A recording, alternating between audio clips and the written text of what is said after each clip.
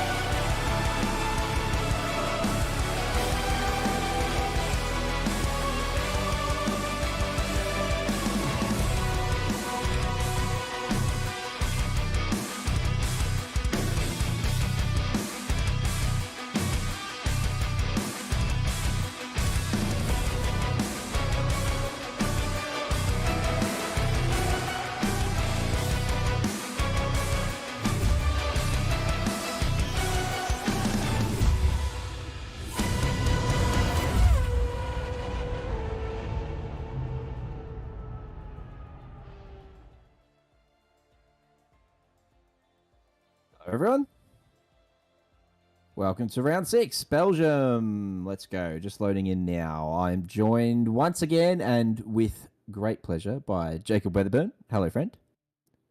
How are you, mate? It's great to be back. I missed you last week. I'm super well. Hey, I missed you too. What happened last week? Where were you?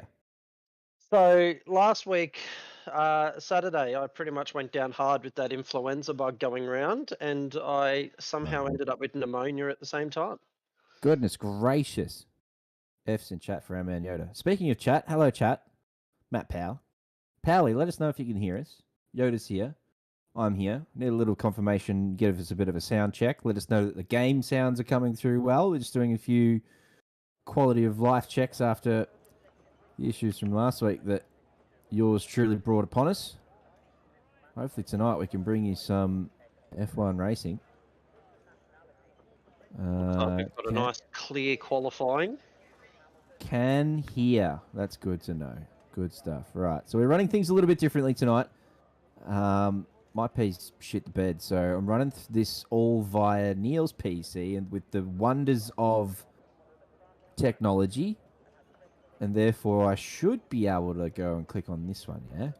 And then in doing so, click on that. Ah, what an age we live in. This is amazing. So I'm not running the F1 game on my PC. This is all done on Mel's PC, but I'm like, what's it called? Team viewer. Oh god, it's too hard. Team viewer moment. Yep, that's what's happening. So again, you're gonna have to pull me up. Let me know if anything's wrong. I'm still continuing to work on that and that. Yes. What an age we live in. I'm an absolute dead set nerd. I must be getting old, mate, because this is all well over my head.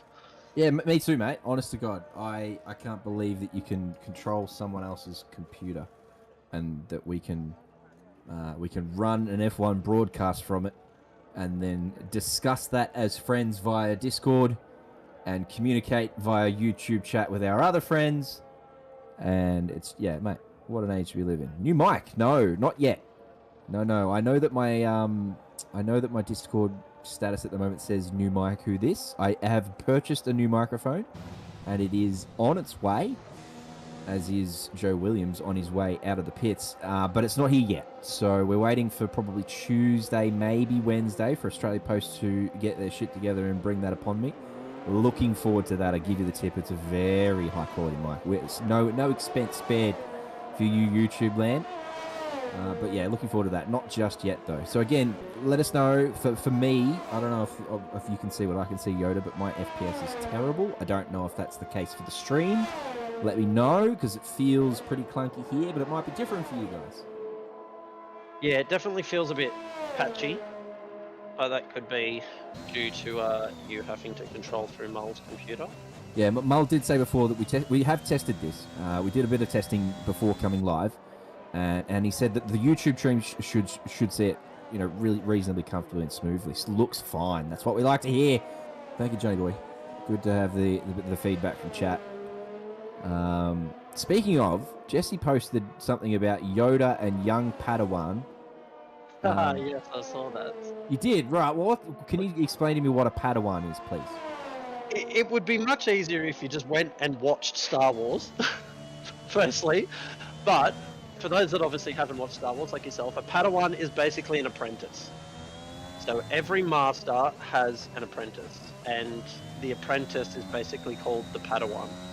Oh, okay. So by saying welcome back, Yoda, so Yoda obviously is you, and he's the small green ninja guy who speaks with backwards words and stuff. And I'm the master, and you're the apprentice. Right. Well, based on our pace at this track, that would be bloody bang on accurate. So I like it. All right. Watch Star Wars, JC. Moving on to JC. Yeah, we've discussed this in previous streams. I've seen bits and bobs of Star Wars, but I've never sat down and watched a full movie. So maybe that needs to happen. A bit of a Star Wars watch night. I don't know if there is a lot of them. There is a lot. I think they're up to number 10 or something now. So there's a lot of movies there to watch. Right. Well, yeah, maybe one day. Yeah, I won't be doing it alone. I don't watch normal movies, let alone cool movies that people recommend. So yeah, I haven't watched a lot of movies. I got in trouble because I haven't seen Days of Thunder. Have you seen Days of Thunder, Yoda? I have not seen that either, so you're not alone there. Oh, look, on cue, Johnny in chat said, how do you make it through life without Days of Thunder and Star Wars? Yeah, so that's, yep. Well, I'm glad I'm not the only one who hasn't seen Days of Thunder. Yeah, no, it's just not a big movie person myself. Apologies. Yeah, it's not just me, it's Yoda as well. So you're outnumbered in this I'm not conversation. generally a big TV person. I've got 2 kids, mate, so the Wiggles are usually on my TV most of the time. Thank you. Peppa Pig and all those sorts of shows. Oh, I don't get much TV to myself. Oh, who's that in the wall back there? Hang on a second. So Franco's gone quickest. Ben Curtis has beat him, but I'm pretty sure I just saw Brian in the wall back there. Stu is already out of qualifying. What's he doing?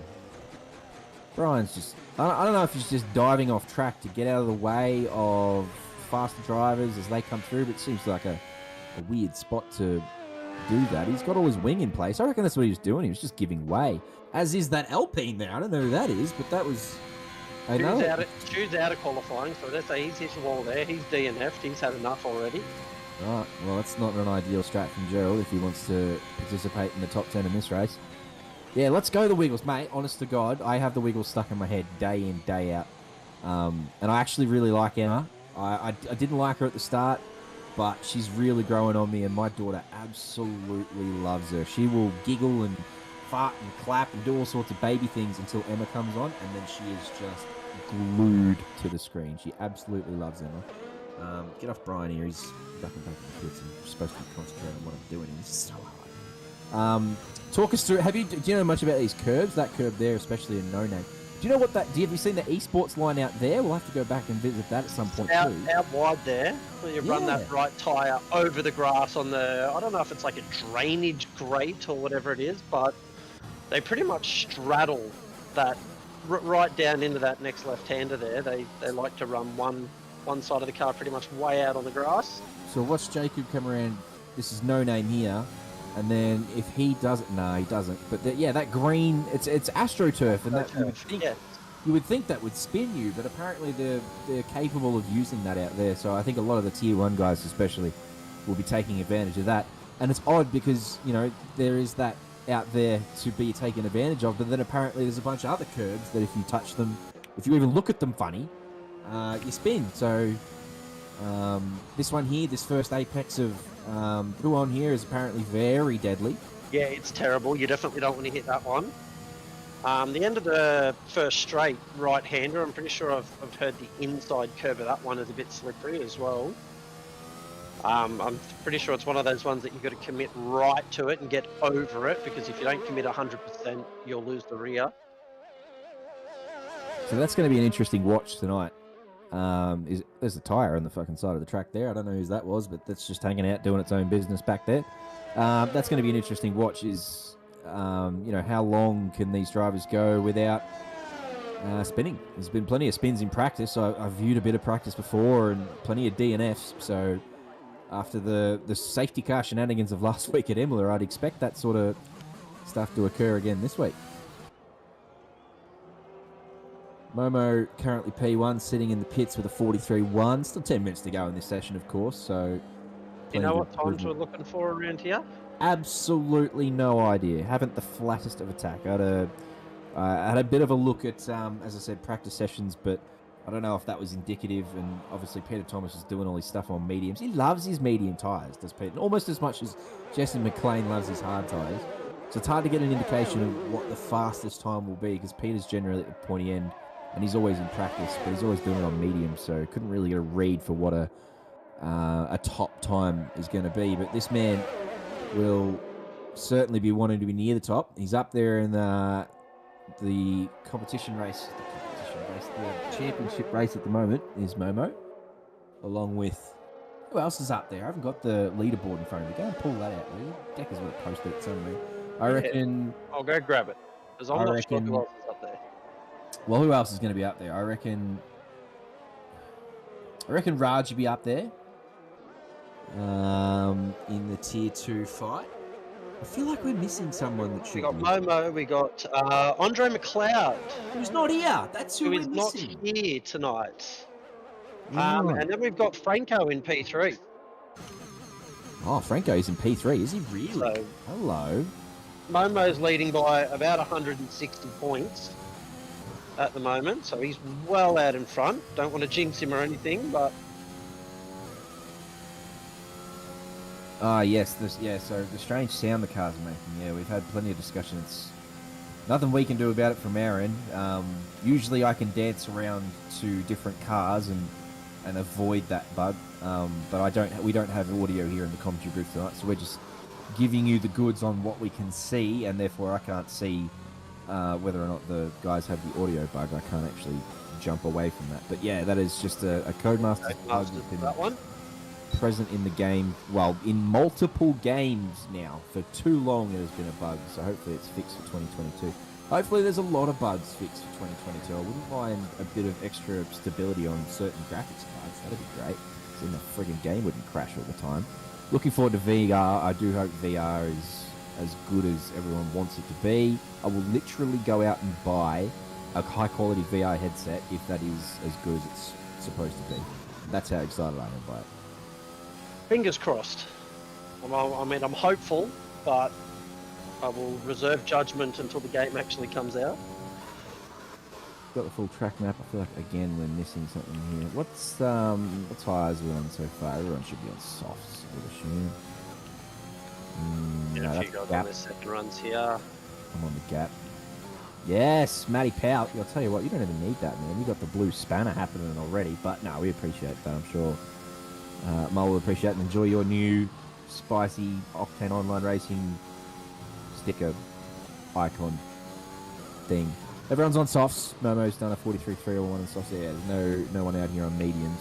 Interested to see how this lap goes for Franco. As you said, currently P3 in the championship. That is what you get for being consistent and free of penalties. I can't remember a race where he got a penalty, to be honest, or at least, you know, yeah, we may have got some warnings and whatnot, but yeah, no penalties last week over a course of a 100% race from. That was absolutely fantastic. To get no penalties over a 100% race, I think is absolutely amazing. And finish in the top end too. It's not like he's slow. It's not like He's slow. P2. So he's less than. he's less than 200ths away. That's very That is a close. fantastic lap by So- Franco. And as we said, still plenty of time for these guys to improve. But Franco saying, "Hey, I'm hereabouts. Don't worry about that. I'm here to play tonight." Tell you what, happy birthday to Bender. I don't know, he's probably not in chat. Bender, you in chat? Let's all just say happy birthday to Bender because we've done that already today. He's a great man, and he didn't tell us it was his friggin' birthday, but we managed to wangle it out of him. So Bender, happy birthday! I'll tell you what I do like about this is that I can type in chat and not ruin the stream for everyone. That's nice. Now I can interact with chat a little bit better. So Bender's happy birthday. I think it was 2 or 3 days ago. He didn't tell us about it, but we've called him on it. So that's for him. And I'll tell you what, Mull's birthday's coming up Thursday. So we'll follow the great man a little bit tonight. He's obviously a little bit disappointed with his race. Well, not necessarily disappointed in the way he raced, but obviously the result with the DNF last week and the circumstances surrounding that, a little bit disappointing for Neil. But his birthday coming up on Thursday, the 9th of June. So not sure what we're going to do. What are we going to do for him? Do we have like a watch party and watch his favourite movie? What do you reckon Mel's favourite movie would be? Everyone have a stab. What is his favourite movie? I have absolutely no idea. I don't know what it is. I know a bit about him. I know a little bit of random trivia about him, but I do not know what his favourite movie would be. Is there anyone in here who knows that? I wonder if Moritz maybe has an inkling. Bender would know, but Bender's not here. But I don't know. What do we do for his birthday on Thursday? So what do we do on Thursday? We've got the sprint series on Thursday. Sprint series, so he will be streaming, obviously the broadcast and whatnot on Thursday. So We actually haven't got the commentators sorted out for that yet, but he would have to jump in the booth at some point and just enjoy the happy birthdays and whatnot. someone's got to sing. Whoever's on commentary's got to sing. 100%. That's how the broadcast has to start. Yep. And I think we should get extra numbers in chat. I don't know how to do that. I'll promote it because Neil wouldn't want to promote his own birthday. He's not going to. But I'll promote it. I reckon I'm going to smash that this week. I'll try and get everyone in on the stream on Thursday, and we'll sing happy birthday to him in the comms booth, and chat can get around him and sing. Yeah, Bender's birthday, George Fowler. It was 2 or 3 days ago. So we missed Bender's birthday, but we got him in Discord today, and we gave him some love and some facts because that man loves his facts. And Pineapple Express. What a movie. What a movie that is. Yes, sir. That is a great movie. Well said by you, Moritz. Very nice. He's very witty, is Moritz. I tell you what, he's a very sharp man. Anytime there needs to be a humorous something, and I'm not big on memes or whatnot, but his are all good and witty. There's never anything silly that comes out of Moritz. He's very sharp. Hang on, if these guys are going for another run, we've got less than a tenth between the top three at the moment in qualifying. Everyone's in the bloody pits at the moment, so you'd expect one more run. Becker's out here at the moment on these By the time you get out of pits and get around, you've probably got time for one lap if you go soon. I don't know what the delta is like for the pit lane, but Well, it'd be long, wouldn't it? Oh no, it wouldn't I be. assume if you're not out soon, you're not going to really get around for another lap. So It's not ACC long because they don't have to do that second part of it. But I assume it's still pretty long. Deckers is on 2 lap on soft, so I don't think He's on a lap here. There's a couple on out laps now, though, so they are coming out. They're going to have one more crack at it. It is currently Momo still holding provisional pole, and there is less than a tenth between the top three. Both the Mercedes guys behind him, both having done 43 ones as well. And then only 2 tenths down to Keelan Dryberg, and then look at the gap between 4th and 7th. Basically between 4th and 8th, really. 4th and 9th even. Like, it's less than 7 tenths there between 5 cars. Very close. So close, tier 2. What is going on? Iced coffee cake for Mull. He would so be in for that. Shit, I'm down for that. Let's go. A couple of outlaps here. Jesse McLean might be on a lap. Let's go and have a look and see where he's at. Down there in P16, he won't be happy with being down there. No, he won't. He'll definitely want to improve.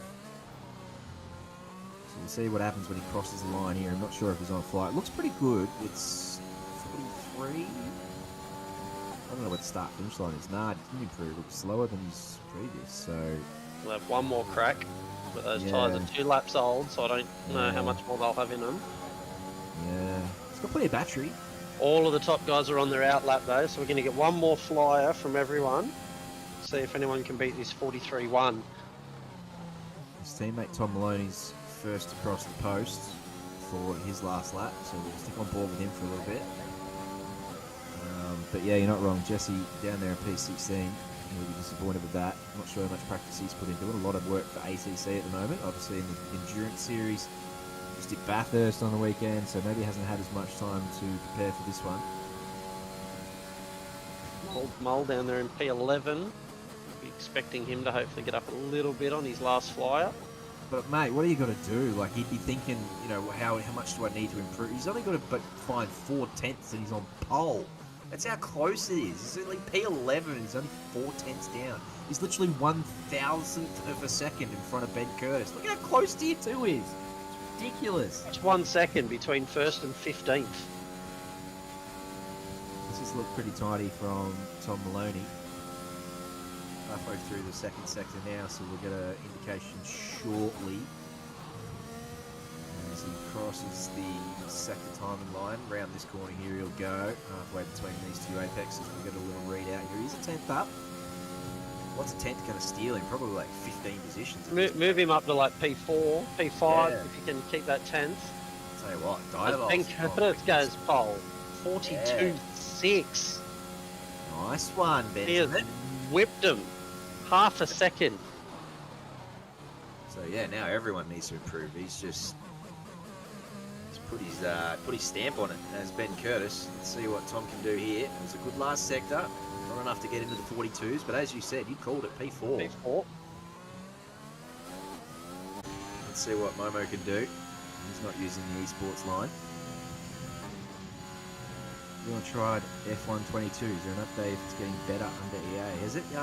Is there a... No, we haven't tried it yet, have we? Am I missing something? No, I don't believe so. No. Oh, right. So I think the release date is the 1st of July, and, you know, other than some esports guys who've got the trial and test version, no one's tried it yet. As the McLaren jumps up into P2.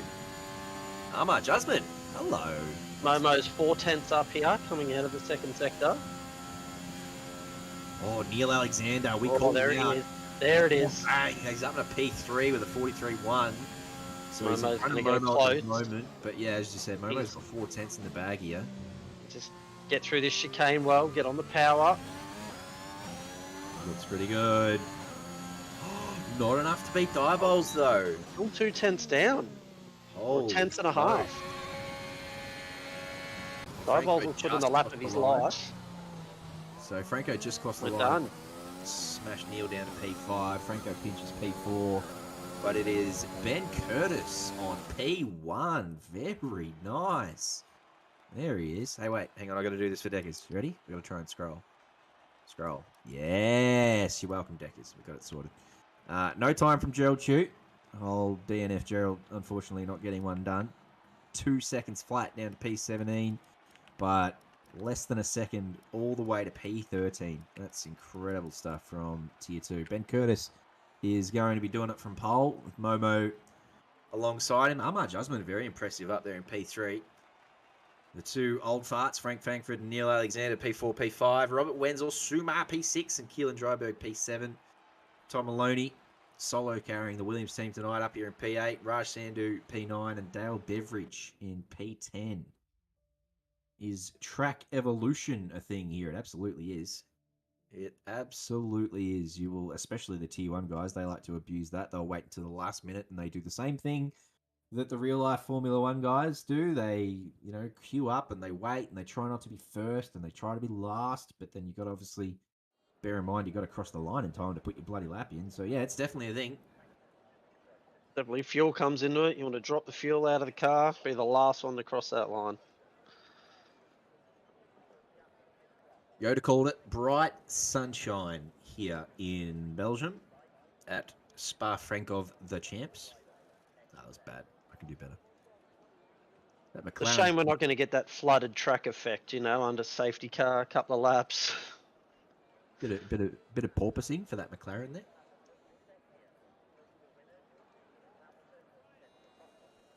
I must have the bass turned up in that car. It's pumping away his pre-race music. It's got the doof happening. I like it. Who would that be? That'd be Armand, wouldn't it? Armand Jackson. Yes. Yep. Oh dear. 50% race tonight. One mandatory pit stop, of course. Yes, all working okay, Mel. Enjoy your time on track tonight. Nice qualification. Go and have fun. We're all good in here. Chat's very happy with the sound volumes and levels and stuff. And Jacob's well, and I'm well. Everyone's healthy and happy. And there's happy birthdays flying around. We love it. Yeah, we're doing very nicely in here tonight. As I said, 50% race, one mandatory pit stop. We're back to our sprint format next week, I think. We're probably due for another sprint format race, the 225s. So it will be a sprint. Don't ask me what track. I have no idea. I am going to have a stab and say Suzuka. Nah, I reckon that's the week after for a 50. I'm pretty sure Suzuka's coming up. That's my favourite track in this game. So looking forward to that one for sure. But no, we'll stick here with Spa tonight. Theo, not on tonight. That's another good call. It's another one who's missing tonight. A few of the top guys out, which is unfortunate.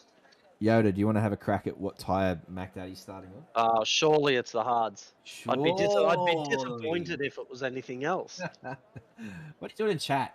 Go and get in the car, you peanut. Get off chat. You'd be getting ready to race Mac Daddy. Concentrate on trying to make overtakes from P23 or wherever the bloody hell you're starting all the way back there. Bloody Tom's carrying. He's up there in P8. Nah, good luck to you on the hards. You're going to need... Hamster! Bang! Mark Bushell. Absolute friggin' legend. You should have saved that donation for Thursday, by the way. It's going to be Mel's birthday on Thursday, so we should have saved. That's where I'm going to put mine this week. Best of luck tonight to all of our drivers. We love you, Mark Bushell. You are a dead set legend. 30 seconds to go. Give or take a handful. Yes, right, you did, young Yoda. Get it? It's 15 seconds to go until lights out. Get on the grid. Get out of chat. All these guys can multitask. It's unbelievable. Yeah, no, I can't do that. Some people listen to music while they're driving. Definitely. No. I like complete silence. Yep. I I like need to car engine concentrate. noises. Yep. Tire screeches. I like to know situational awareness. There's a car behind me. Car up on my right hand side. Yeah. Music? No thanks. Don't chat and drive. Hello, Gibbo. Love Gibbo. 5 red lights. 4, 6, 8, 10 red lights. Aramco banner gone. We're away. Ben Curtis was on pole. Does he get down into turn? He actually got a very nice start, so he will lead them. Has had a shocker. Oh dear. Husband's all the way down Oh there. dear, there is death back here. I don't know if that's actual death. Look, there's 4 or 5 wide coming out of there. Crikey. Anyway, carry on. Up into... Row Rouge ready on. Yeah, no worries. They all managed to keep out of it. So the McLaren you said had a bad time. Yeah, Armand Jusman, he started up in P3, so he's back in P8, so he's had a rough old time. keep forgetting that I'm actually in control of what we see here. So Jacob calls through the next sector while I sort out some things here. Diabol's still in the lead. Momo in second, Franco in third. Tom's had a pretty good start. He's jumped up one position. The leading runner. Anyone going to take the esports line down here? None of them seem to be doing that.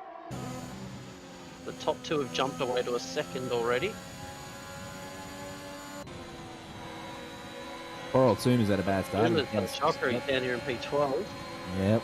And we already discussed Armad. Next move around the outside here of the Red Bull of Joe Williams. Nice. Done. Hello. That's game for the first lap.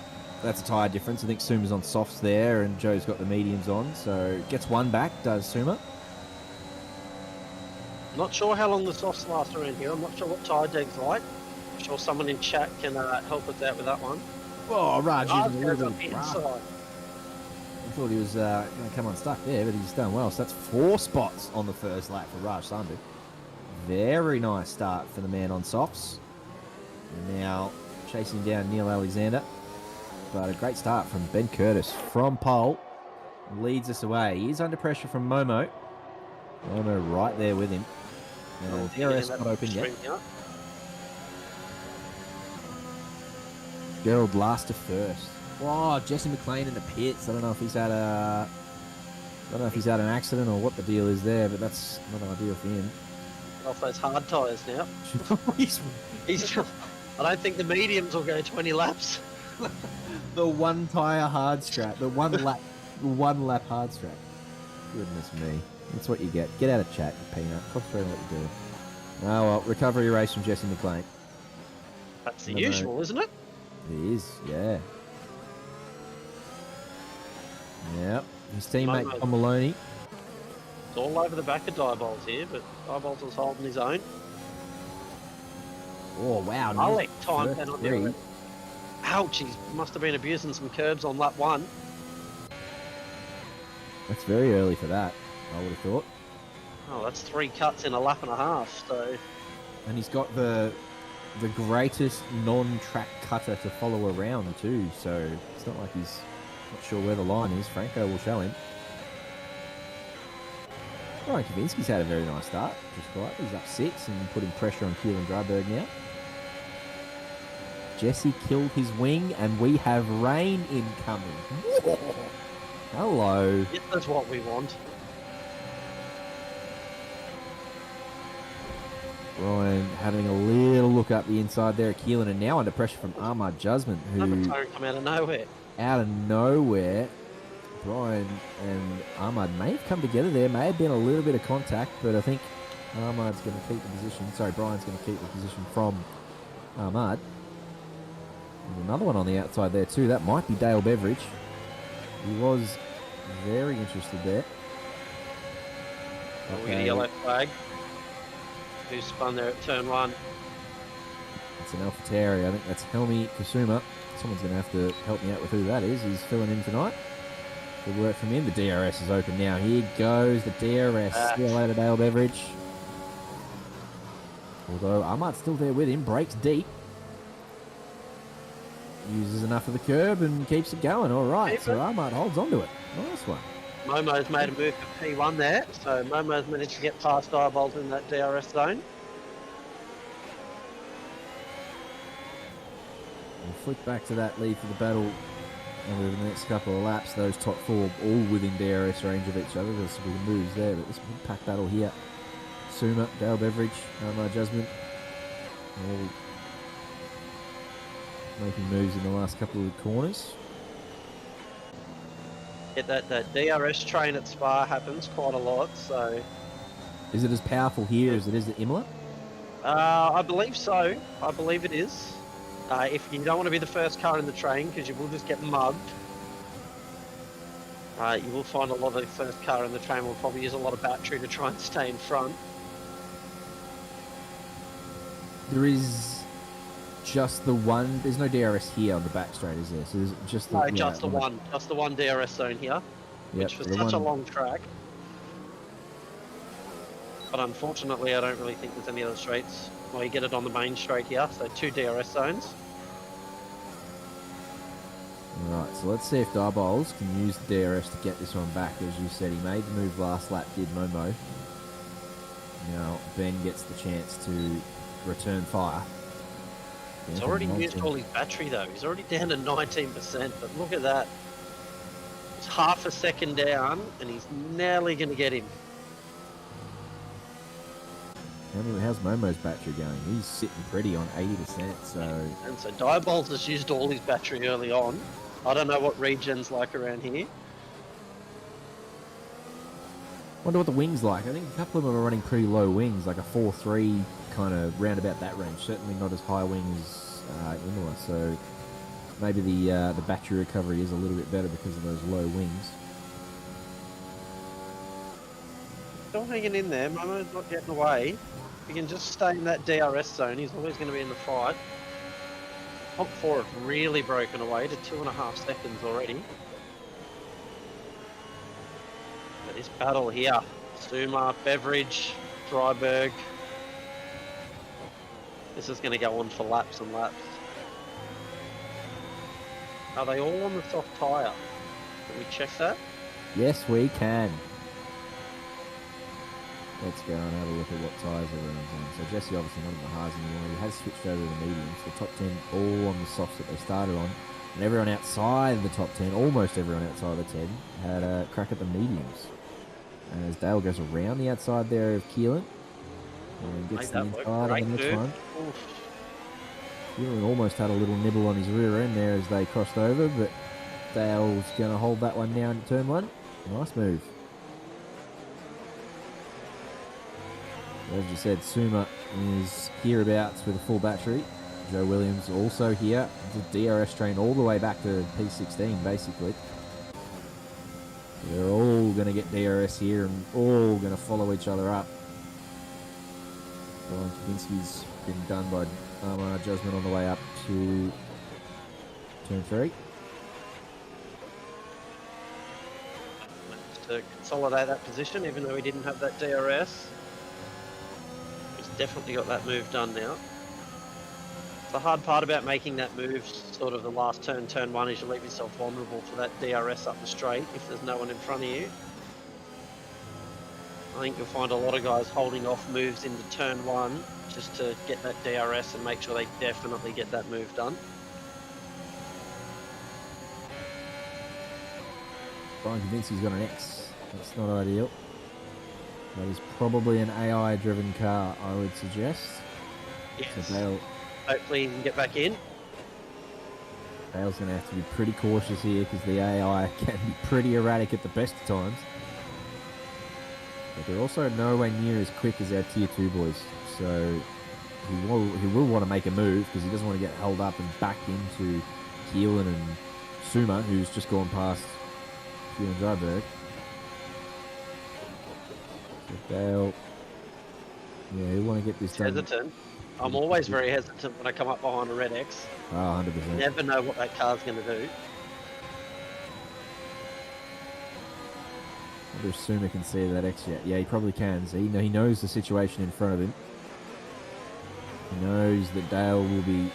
Well, it looks like Brian's reconnected. Oh, Good that's block to good. do it too. Not in the middle of a corner or anything. He's waited patiently and done it on a straight. So that's good for him. That reconnection has absolutely balked our timing screen, so we've got no idea of the intervals at the moment. But we'll just watch this one as Dale goes down the inside of Brian. Brian's going to have the inside line, but Dale had good pace. Gets another one done. Not the first move we've seen down into that corner. So that's where it's going to great be. progress. That'll be the action all night, I reckon.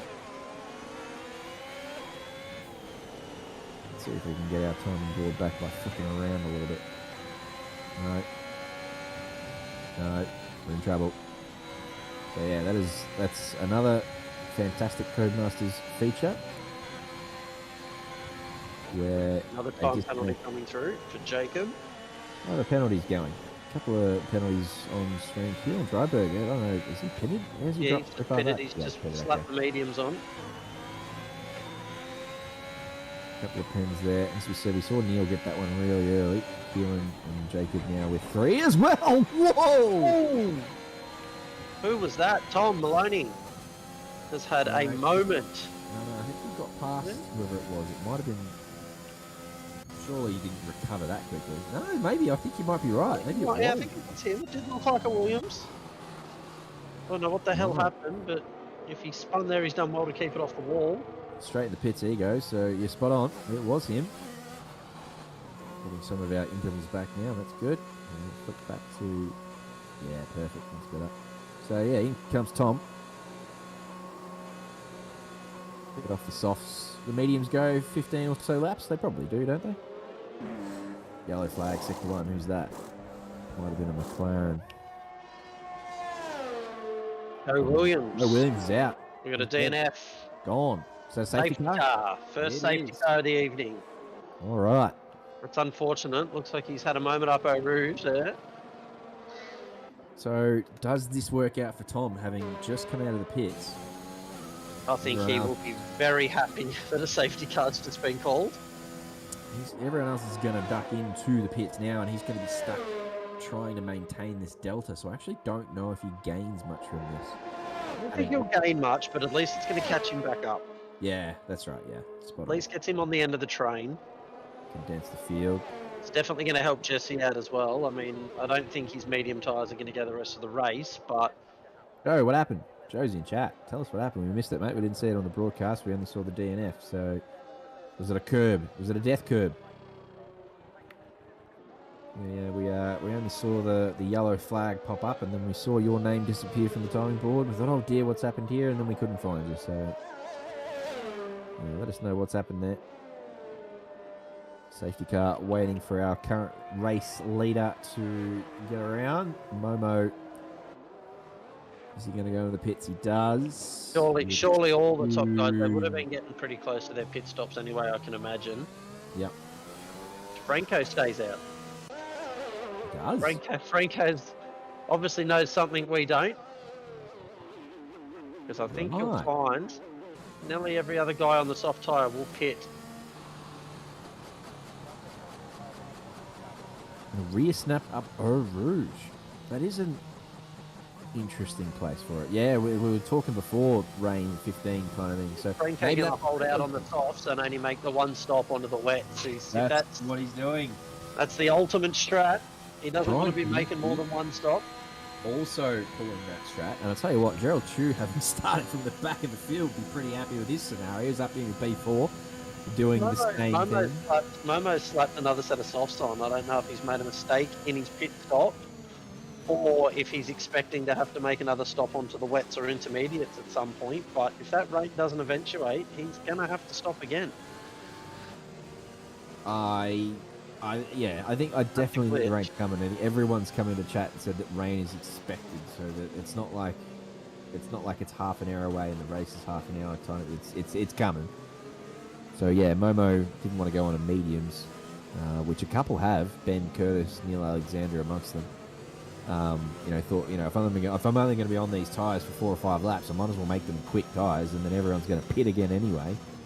But yeah, Franco and Brian, I reckon, have got the strat right.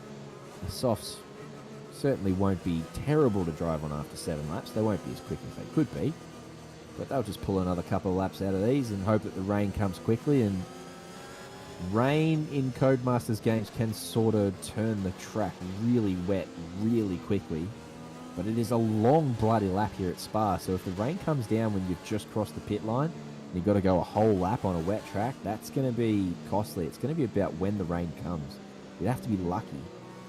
Oh, So tense. there's still going to have one more lap after this under the safety car, I can imagine. Yeah, as we wait for Helmy to catch up. Jesse also tagging along, trying to catch up to the rest of the field. As I said, it has worked out for him. He's on 5-lap-old mediums. Doesn't work out real well for him, but at least, as you said, the field's all caught up now, so he's back in it. They all slap the softs on as well, so him and Momo are going for that same strat of just whack the fast tyre on. So these guys must know it is going to rain. How heavy is yet to be seen. So it's how long's a lap? 1 minute 40. And they said at the start of the race, rain is expected 15 minutes. So probably 9, 10 laps in, we're probably going to see rain real soon. It is pretty cloudy. It is pretty grey. And Joe's letting us know that there was 2 dry sections at the end, so it's probably going to be dry, wet, dry. So wow, what a spicy weather circumstance we have here in Belgium. And I like that we have rain in Belgium because it's bloody, in real life, it's almost always rain when you watch a race at Belgium. Yes, that is exactly right. We've got a McLaren in the pits. He's decided to pit. Let's go on the soft, says Jacob. A long lap under the safety car. Bang. Who got it? Who was fastest tonight? Yes. Gotta be quick. Smited. Bots dead. JC kills bots dead. Love it. I actually love that I can do that. I love that I can do it in chat now. Like you just said, usually I'm in Streamlabs, and if I jump out of that, then the F1 game goes to the pause screen and everyone sees that. This is cool. I actually prefer this way. Nah, I don't have audio though. That's kind of I like having audio. See, I have the audio. What? Yeah, I've got the audio. How? How have you got audio? What do I do? Oh, wait. Is it because of this? No, probably not. That hasn't changed anyway. I don't know. Anyway. So we should be getting the safety car in this lap up soon.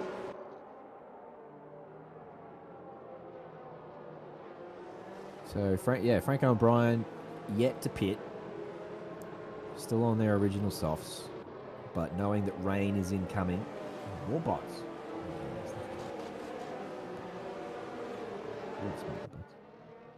Knowing that rain is incoming, those boys have stayed out. Gerald, Matt Thomas, and Decker's also still on their original tyres. They're on mediums. So theirs will last a little bit longer. They've got a bit more security in terms of when this rain actually comes, whereas the soft guys will be praying it comes shortly. Momo on brand spanking new softs. I reckon he goes to P1 pretty quickly. Even without DRS, he'll use that tyre advantage to get a couple of moves done. Rain has started? Joe saying rain has started. I don't know. I can't see it on screen. I can't see I it reckon all. it can. Yeah, I reckon it has started. Wow. Yeah, there's a car there. Who's that that's just spun? Franco. Franco has spun on the last corner under the safety car. Oh, And down he goes to P17. Franco, no. It must be wet. Oh, all right. So A bunch of cars already diving into pitch straight away. they're not waiting around. They're going to. Yeah, it is wet. They're all whacking the into. Whoa! Oh my god. Oh my god, get ready for We're going to ice get some skating. death. Oh wow. Alright, so Ken Momo on these brand new softs make him work for this lap. He's got 1 lap basically to make a move here. But he Problem is, poor old Franco spun after the entrance to pit lane, so he couldn't even dive in for those inters. Oh no, that is a big feels bad moment for our man Franco. As you said, P3 in the championship. That's going to hurt. That is going to hurt. Has he got any wing damage as well to deal with on this very slow, soft, slippery lap? Don't know if that end plate's What's all there. intact? Okay, it is, yep. Oh, that's unfortunate for the great man. But anyway, he'll still think he's in it, especially with some dry running to come. But this track is Very wet already. It's wet already. It is coming down here in Belgium. You're going to find all of these guys are going to dive into the pits. Some guys are going to get caught with some double stacking here, I can imagine, because you would not want to do another lap on these tyres. That tyre graph is an absolute Christmas tree. It's got green at the base, and then it's got different pretty lights on top. There's all sorts of different tyres out there. Dale has a tyre advantage on Armand, just walks past him. I really appreciate that. Oh, hang on, Armand not done yet, using the grass. On the grass. These two battling. Absolutely loving this. Dale gets it done on the soft. You would think he pulls it up. Flag, a few guys are. Oh, the tap there, definitely. Yep. As Ben Curtis is on the grass. They're fighting on their way. Oh, no. Oh, Matt gets one done. Oh, Tryberg's no, done. what's happening? Jesus. Tryberg DNF somewhere along the line. Looks like someone hit the wall there going into pits. Yeah, I think Dale and Ben came together. And then, what did we just see? Who made the in real life move? Was that Sebastian Vettel? I think it was maybe China. I think. Oh, I think it was Sebastian Vettel. it's almost what we saw there. We're just almost getting one done in the pit lane, but it didn't work. It's just not enough space. As both Red Bulls are done for tonight. That's unfortunate for that team. Now Beveridge is amongst it. Ahmad was a part of that as well. Hopefully it'll settle down now that they've got some wet tyres on. The safety car's back out because we've had a DNF. And everyone's going to get the chance to group up again. Jacobs surely in the pits. Why can't I? I don't think he's pitted for intermediates. He's still on mediums. Oh my! I don't know why he hasn't pitted. He's on brand new mediums. You know what? That is He's put the wrong tyre on. That's a Codemasters. owned him. Jeff had sent him packing. Oh, like, I get that there's an MFD and you've got to select your own tyres and you get the chance to do it in the strategy screen before the race, but honestly, that is the most unrealistic thing in this game, is the fact that your pit crew will happily send you out on a set of fresh mediums when it's pissing down rain! Jeff! Oh, He's struggling. He's struggling on these mediums. he's under safety car. He's all the time in the world. Oh, come on. Is he gonna be able to catch the safety car? That's Nah, not on these mediums, but then hopefully when he gets on the winters, he gets a chance to catch up. Gerald for podium. You reckon we're Chu all can about go? What's he going? He started last, didn't he? So we're going for a last to first here. Yeah, we are all about that. We're all about the last to first from Gerald. Absolutely loving it. Jeff, get in the bin, honestly. Yeah, I think he's going in the bin, isn't he? Isn't there a new Jeff? We haven't got someone I believe so. I did hear that somewhere. in 2022. So are we going to name? Well, no, because the names are something. Probably like MQM. Well, I think there might be an option to turn him off, because you don't have that option in this game. I think they're giving us the option in the new game to turn off any of that in-game voice overlay stuff.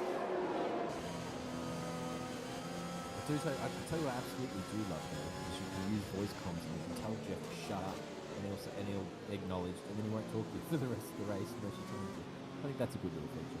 You get an achievement for it too. There's an achievement. You can tell Jeff to shut up and you get a Steam achievement. You get an achievement for that. Yeah, there's a Steam achievement for it. So that's a cool little feature. They got that. How's Jacob going? Crawling around. Surely, yes, he's made the right decision. Oh! Come on, Jacob, you can do it. You can get it. Just get to that pit line. Right, please, for the love of God, Jeff, put inters on this man. Come on, McLaren. There's definitely some grooves in there. Yeah, but is that pit stop number 4 for Jacob? Yeah, probably. I think it would be close. Boy, oh boy, wowee. All right, well, at least, as I said, there's no delta, so he will be able to catch up. Assuming he's got the pace on the entries, he should be able to catch up. But yeah, it's obviously not the ideal strat. It's the 3-stop. 3-stop up. 2 stops. He's not alone out there. Having done the multiple stops, but not ideal. Ben Curtis, another 2 stops, having started from pole, he's finding himself down there in P8, so not the race he was looking for. Momo showing you why Jesse's up there in P9 though. he is, yeah. His good safety for him. cars and these rain. Wonder how It's he's really shaking the grid up. You got Dale, Franco back down there in 14 and 15. It's all over the place, isn't it? So there's some big winners from this weather. No one's done wet practice, I guarantee you that. What's that? People do wet practice? Benton does wet practice. Sure. Doesn't do any practice at all until the day of the race and then he'll jump on a wet season. Sure, that's the legend. So we're going to get 10 minutes of rain. John reckons? I'm down for that. That's probably 4 wet laps because they'll be much slower in wet. So we're going to get 4 We'll wet get some laps. dry running to the end. But then, yeah, still got to wait for the track to dry out, so maybe 5 or 6 wet laps if the rain's not going for 10 minutes, and then another maybe 5 or 6, maybe 7 until that dry line comes out. DRS is reactivated. And then, yeah, 3, maybe 4 lap race to the finish on softs again. Oh, tier 2, throwing it up. Safety car in this lap. We're going green again. This is going to be interesting. I can't see Momo, he's P1, but I should be able to go and view the safety car. I'm going to look at those handling the position. But yeah, Momo showing us why he's up there in the top of the standings at the moment. He's been consistent from start to finish here. He's gone for it early. He's jumped straight away. He's not waiting around. Ryan there with him. He's ready. Thomas is the one who got there a little while back, but not too far. I'm going to the speed with that. Yeah, Drew seems to be a fair while back. So it's the top three who've got the jump. Some wet racing for you. Let's see what happens here. Battles all over the place here, I suggest.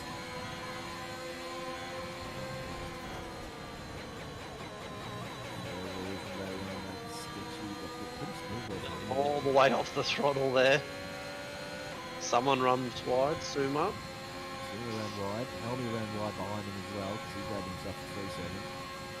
Yeah, Suma probably grabbed himself a warning, but Helmy was on his last, so he grabs himself a 10.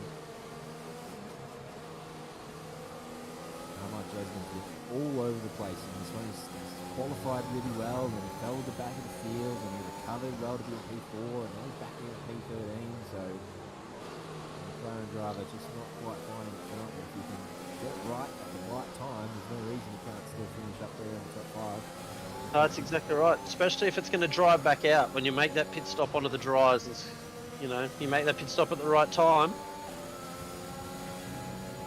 But it looks wet at the moment. It is definitely not going to dry up anytime soon. Yeah, I don't know if this is just it's just the fact that I'm watching this through a different lens. It looks super wet. Like I don't know if this is wet of the race, like wet tyre stuff, or it's super wet. There's water all over the screen, and the track just looks like ice. I don't know, it feels like wet, but no, they're all wanting to make sure that He's here. Have a look around the outside. Hanging out there. Neil gives him the space very respectfully, and Raj gets it done. Nice one. Great move. Great move there. He's not done. Neil's going to get it back. He's not going to give that up. He's got the inside line for T1. He got the traction out of the last corner. Put it up the inside. Surely Raj is there, tuck him behind. Get the run up the hill. Jumps on the battery even before Neil's out of battery, so use it all. Should go sailing past. And he does. Whacking battle between two of OR's favourite drivers there. That's how it's going. Elbows are out. There was racing to be done, but they did it cleanly, they did it respectfully, and that is just perfect. Absolutely cracking racing for this week. Love that. I think you enjoy watching that one back, and we love Colin. That was a great move from Raj up in the bus stop. Neil battering back. It wasn't done yet, drove in turn 1. And Raj completed the move forever, going straight up to 10th. Great stuff.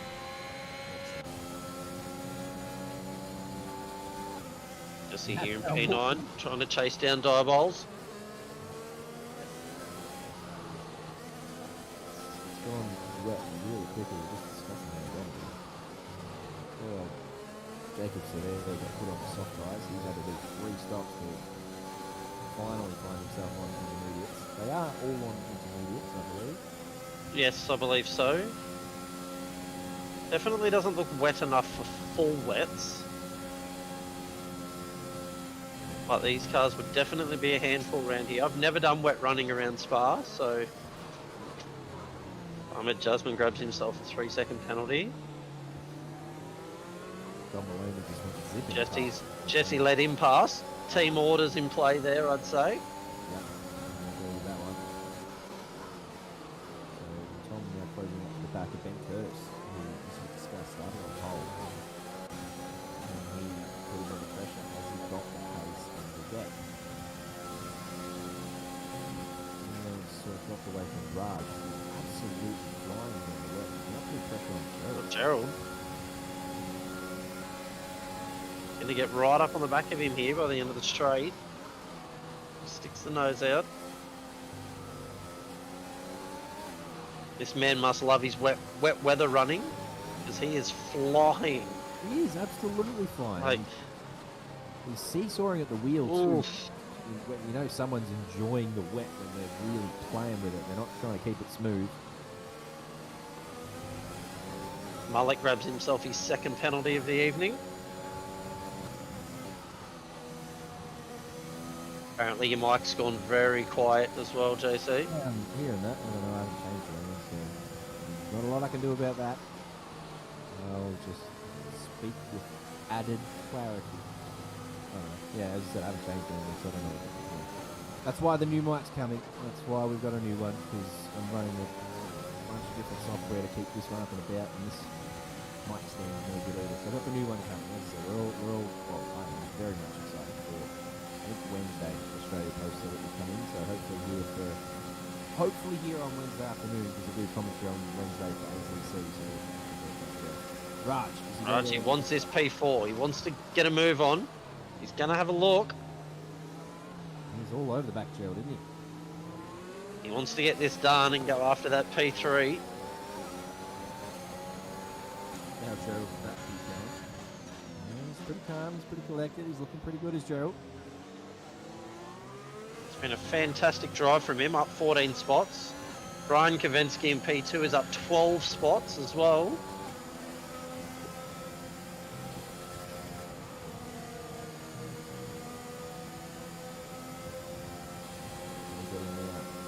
He's gonna have a look at the end of this straight, surely. I think he's too far back though. He's not gonna get close enough.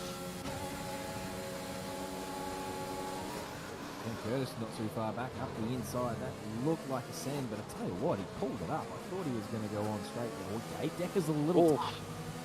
I reckon it looked like there was contact there. Looked like he got very close to the back of that Haas. These two both active in the stewards box on a Tuesday night. Interesting to see what happens if they come together and have to judge their own collision.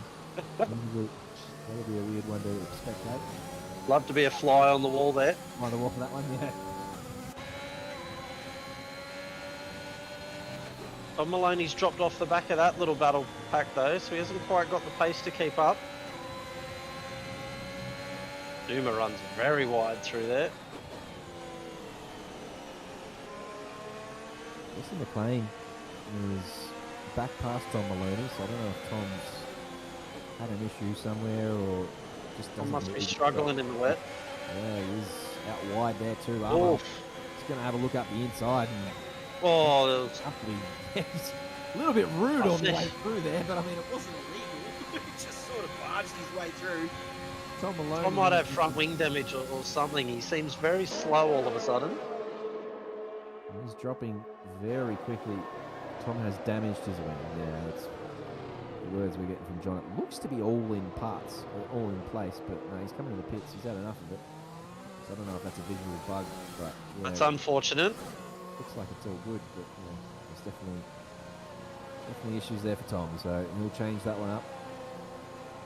5 laps to go now. I wonder if the rain is just about to leave us, and if we get any more dry running. Even if the rain stopped now, I'd be very surprised. I think the majority of them would just hang it out on wets on a dry track. Raj looks up the inside. He still can't get it done though.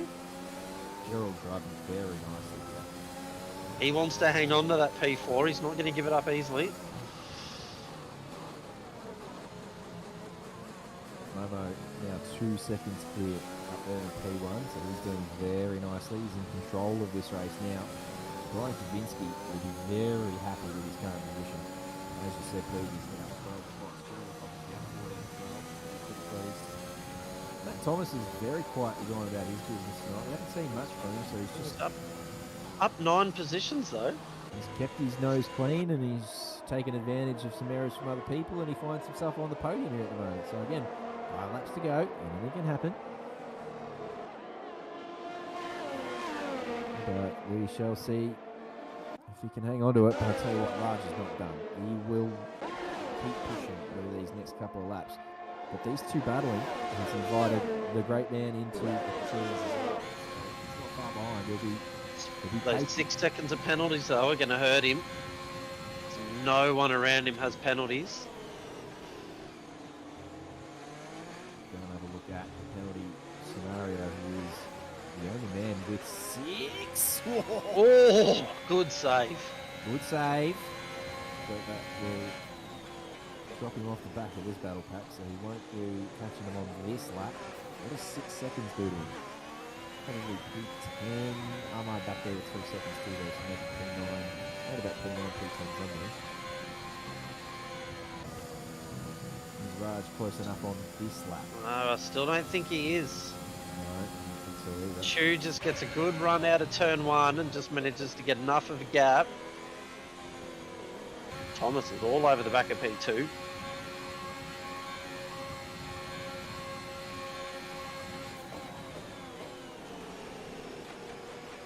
So, I don't know, I reckon the rain is eased, if not stopped. Someone in chat might be able to tell me if that is the case. It looks like it is certainly eased. But yeah, the track is very slippery still. I don't think the track will dry out anytime soon.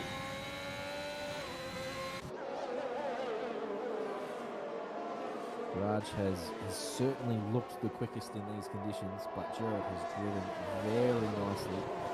Raj made a couple of moves to get up here into P5 and got onto the back of Gerald very quickly. Gerald has been calm, cool and collected and put that car in all the right places. So Joe says it's still raining, so the rain hasn't stopped yet. okay. Probably stop commenting on what I can see because graphics are currently not playing the game. Definitely runs wide there. Suma's getting up onto the back. Raj is thereabouts with just Oh. gone a little bit late, but he was thereabouts. Oh, he's going to run wide. He's pushed him wide. These two are really going at it here. They want that P4. So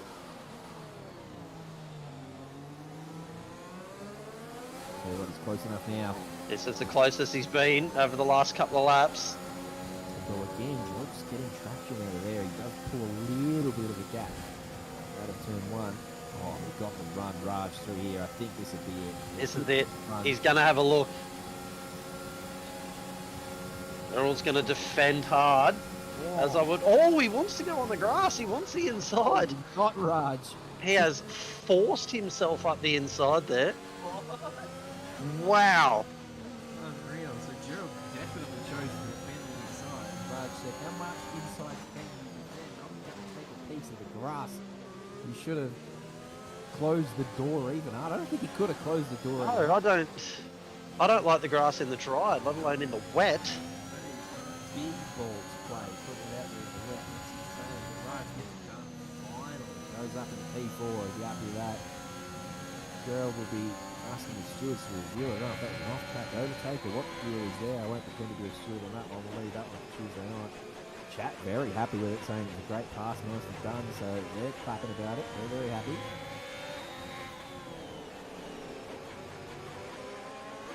Got Neil here. He's going to have a look now in these last few laps. Right, coming up with 3 laps to go.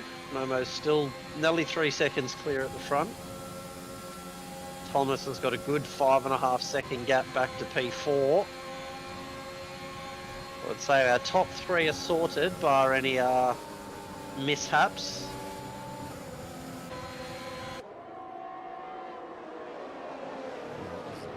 Look at these 4 cars. Oh, look at them go. 2 by 2 all the way through. Involved after putting himself back a field, maybe up to P13. Dale Beveridge has been involved in a few argy-bargies tonight as well. He's in P12. Sooner and Ahmad changing positions there a couple of times. Seems to be a great run here. It looks like Ahmad's out of battery based on that. Oh no, red flashing light. It's the rain. Yeah, they've got the rain light on now, so it's confusing. Defending the inside. Suma will be asked to go around the outside. Not quite able to do it. A yellow flag in sector 2. There are leaders up there. Oh, there's death! Oh no! Oh, what? Oh, what just happened? So Jesse McLean, I reckon, is the one who DNF'd originally, and then Armand went straight up. I've seen a Ferrari just launch a McLaren into space. Both McLarens have DNF'd. Jesse's DNF'd. What? What? I'm scared. Came at me at like 20 frames per second. Woo! Right, that's a safety car. So, well, no, only 2 laps to go. Safety car will not come out. God damn. Safety car. 5 people died. A marshal died. A friggin' tyre went off the track and some spectator. They died. No safety car. Surely Suma's got damage. He imploded a McLaren. Surely he'd be missing a front wing. He's not. That's surely a visual bug. We watched Tom Maloney go around before with the damage. We're going to see him window. Let's see if he pits here. Maybe we're just not getting wing damage. What happened to Jesse? Whether he just lost it on his own or Okay, he's not pitting, so he must be fine. The indestructible nose of Suba's Ferrari. carries on with no safety car. That actually works out. He's up in the top 10 now. 2 laps to go. Yeah, so Jesse, tell us what happened. Did you who spun originally? Because all we did was come around the corner on board with this man, and we were chasing Armand around, and Suma and Armand were battling, and then all of a sudden there was a big Jesse McLean in the middle of the track, and everyone died. Everyone except for Suma, who managed to plow his way through.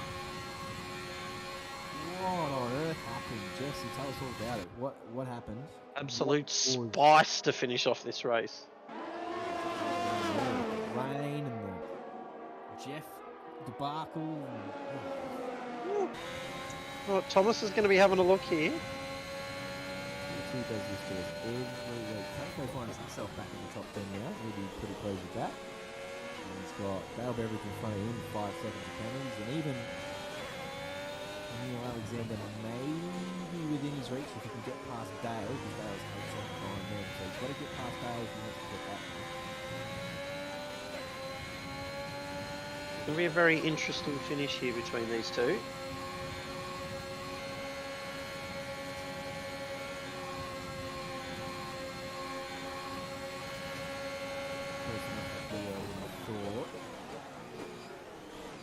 It's nice and close under brakes. In fact, he gives him a little boot there, if I'm not mistaken. Just a little kiss on the exhaust. They're definitely much deeper under braking with Matt Thomas. Ryan maybe just a little bit more tentative coming into the bus stop. Just the last lap now, so again, we haven't spoken much about Momo, but this man has dominated from basically start to finish. Obviously didn't start from pole. Did he get the win last week at Imola? Haven't got the results in front of me, but I reckon he did. Can't hear me again? Why? Why? What is going on? 4 seconds clear. He's going to bring it home on this last lap. Changing it. He did win last week. Thomas is getting very close to the back. He's all over the back of this Ferrari. Oh, has a bit of a moment there.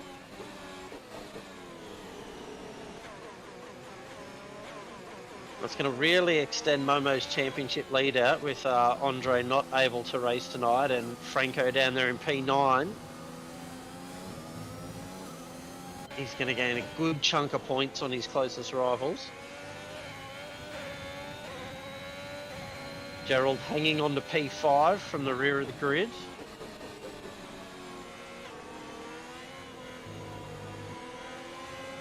What do you reckon?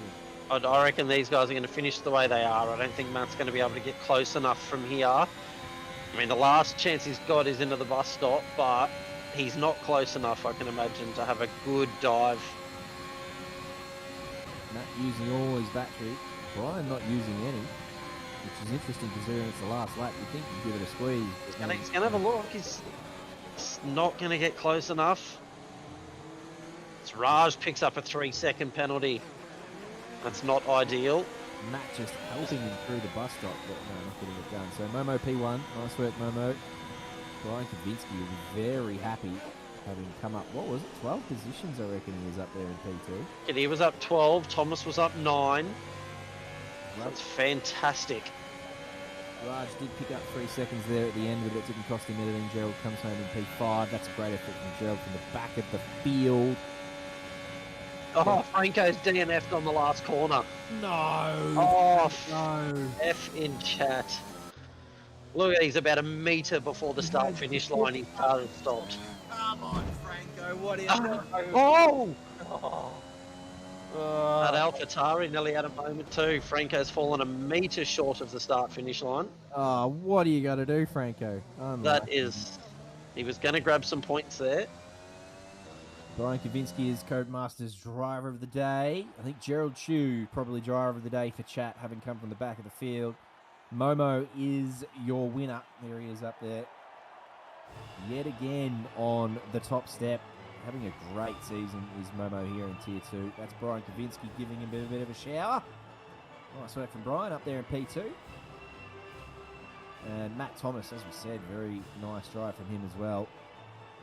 Chasing down Brian there in the last couple of laps. Not quite having the pace to get it done, but he'd be very happy with P3, having come from P12. It is Momo, Brian Kavinsky, and Matt Thomas on the podium. Raj Sandhu, very nice from P9. Gerald Chu from the back of the field in P5. Deckers up there in P6 with Neil right behind him in P7.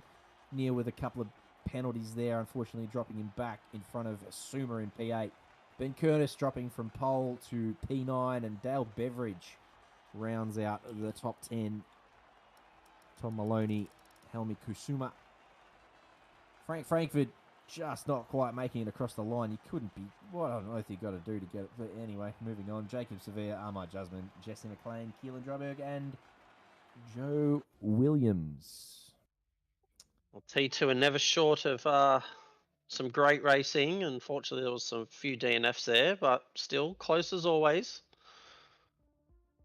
Yeah, for sure. T2, always very close. Very close in qualifying and very close during the race. Great stuff, T2. Bit of rain. We love that. I wonder if we're going to get rain in Tier 1 as well. As we said, it's always raining in Belgium in real life. So I wonder if we're going to get that for Tier 1 as well. We'll find out when we return in probably 3 minutes. Grab yourselves a drink. We shall return.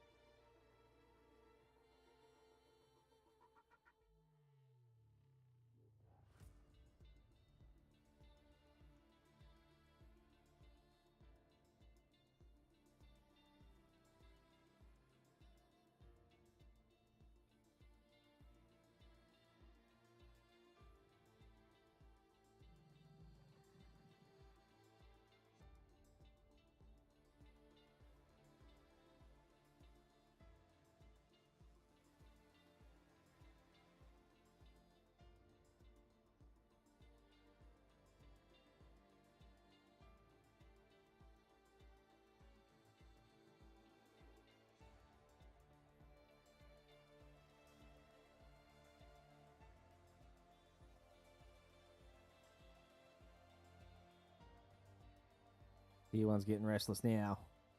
We get ready to go. Tell you what's really funny is if you're dancing and singing along to a song and you feel like everyone in chat can hear it too, and then you realize no one in chat had music that entire time. My bad. I had music on and I was just singing away. I was like, I wonder if chat likes this. Jacob, what do you think of this? What do you think of this song? And then I was like, hang on, wait a minute. No one else can hear it. So I'm here I'm singing. intrigued as to what that song was. It was a bit of like a house kind of setup type thing. I don't even know what it was called. Royalty free music. But no, apparently no one could hear it. So yeah, a bit sad.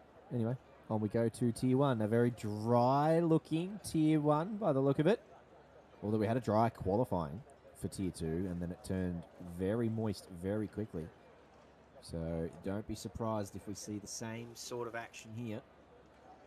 Fingers crossed. Let's throw it out there. Who's your pick for pole? Look, I say Peter Thomas every week and he doesn't quite crack up there. So this man on screen, Mitch Weatherburn, would have to be one of the favourites. Do you know this is Mitch's favourite track in the game? He does love Spa more than absolutely anything. He's been looking forward to this one all series. Right. Not to put the pressure on him or anything, but That is as pressure as it gets. That's all of the pressure. Love that from you, absolutely. All right, well, Mitch Weatherburn on pole for me. What about you? You think he can do that? I believe he can. Hong Yi's always quick. But yeah, obviously I've got to go with Mitch for pole. Yeah, as I said, Peter Thomas always thereabouts. We'll see what sort of tyre. Actually going to bring that up straight away. I want to see what tyre he comes out on. No, he's not messing about this week. He's on his outlap on the soft. Muhammad Afan is going to have the medium.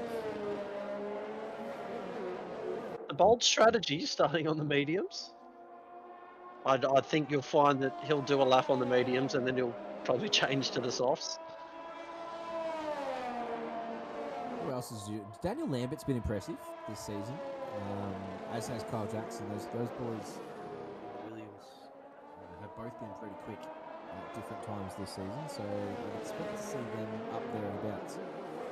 Jared Ellis had a cracking race in one. I think he finished P4. Yeah, it was one of his best performances. We have a McLaren round at the end of Sector 1. Who's that? Is that Hong Yi, maybe? Looks like it was Brian Tan. Brian. He's been backwards more than he's been forwards this season, Brian. So I hope he gets it sorted out here at Spa. He deserves a good result. He's been quick for a very long time. I'll tell you what I'm interested in is how many of these Tier 1 guys take that esports line. I reckon we see that at least once. Which Weatherburn was first out of the blocks. So it looks like he is first on race. So let's jump on board with him. Let's see how it goes. Alex Bowen for pole from Jesse McLean. Not a bad shout either. Alex has been pretty quick and has put it on pole already this season. Mitch and Alex did have a good battle for, I think it was P1 last time we were here at Spa. Toto Osomo for pole. I believe that is Nathan Monks. I believe Nathan Monks has some... Yeah, Nathan Monkey, yeah. He's got some cheerers in chat, does. He'll stick it up there on pole. He'll be in with a shout for top 5 or 6. There's that esports line from Mitch Weatherburn. He's using it. He is taking that esports line. So not only does it open up no name on the exit, it sort of opens up Puon on the entry too. So I think he downshifted there for Puon, so maybe that esports line allows you to just take that corner much quicker.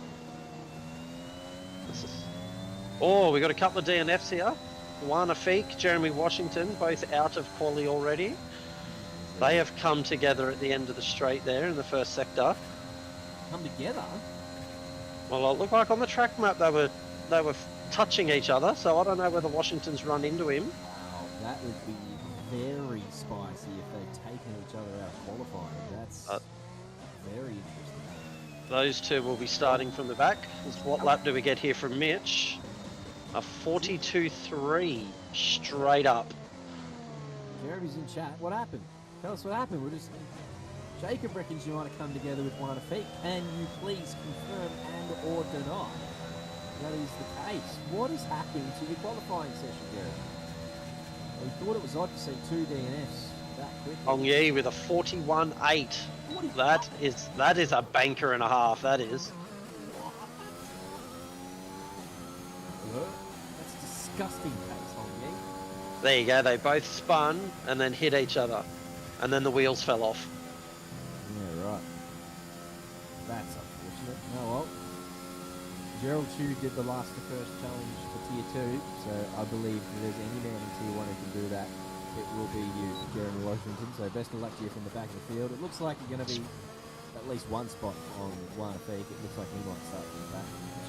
I just spoke too soon, JC. It looks like Peter Thomas has slapped the medium tyres on for quali. Yeah, he's in the pits. That's not a great angle of him, but yeah, we'll see how that goes for him. What sort of times can he pull out on the mediums? I reckon around about a mid-42 on the mediums for Peter Thomas. So where's that leading? It's currently P3. It's good enough for P3 if he gets a mid-42, so too shabby. We'll see how he goes. He is out on his outlap now, so we'll jump on board with him eventually. Hong Yi's had a brilliant banker lap there. 41.8. That's incredible. Getting a few yellow flags all over the place. Looks like Nathan Monk's got a bit of a toe from his Haas teammate there. Pretty top. Oh, that's someone facing backwards. Who is that back there? That's a Red Bull. Like a Red Bull. Jared Ellis doing donuts back there. Interesting. Yeah, the two Haas teammates. Peter Thomas gave Nathan a pretty good toe up the straight there. So the Haas teammates working together on that one. But I say he'll sit on the back of Nathan now, and Nathan will return that favour the next lap. Staying on board with Nathan is clearly on his banker lap now. And then, as you said, we will jump over to Peter Thomas and have a look and see how he goes on those mediums.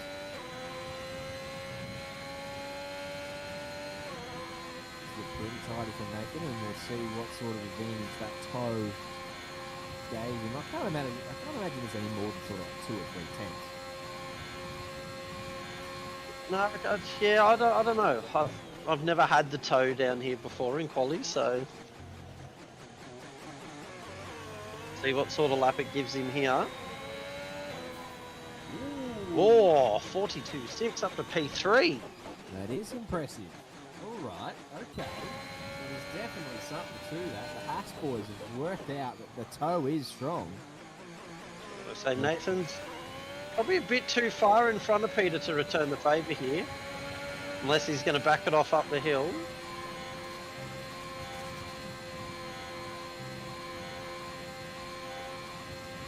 Yeah, that's what they're doing. Oh, she's going to be an aggressive toe, yeah. Not bad. Alright, okay. Maybe not. They've worked it out.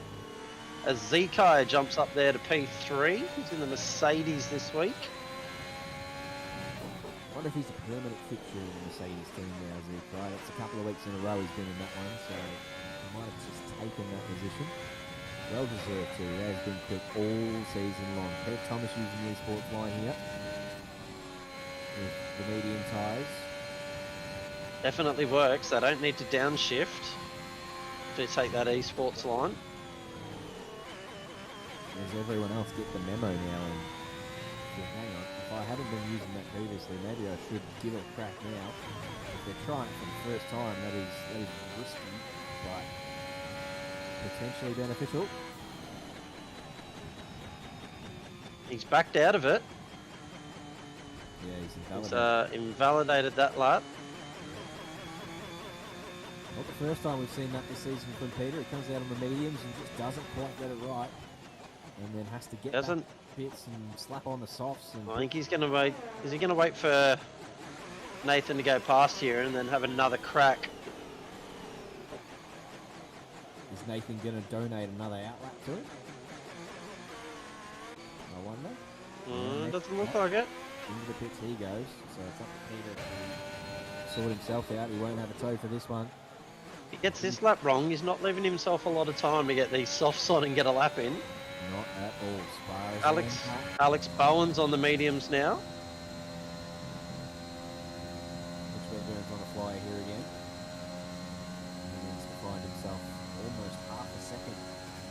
Very close to half a second behind on the edge. And he's not improved in the first sector.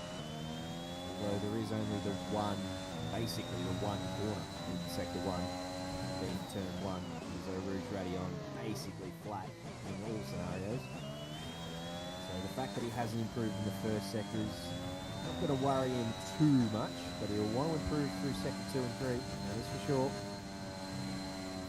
Again, the esports line. Oh, there's another Red Bull there.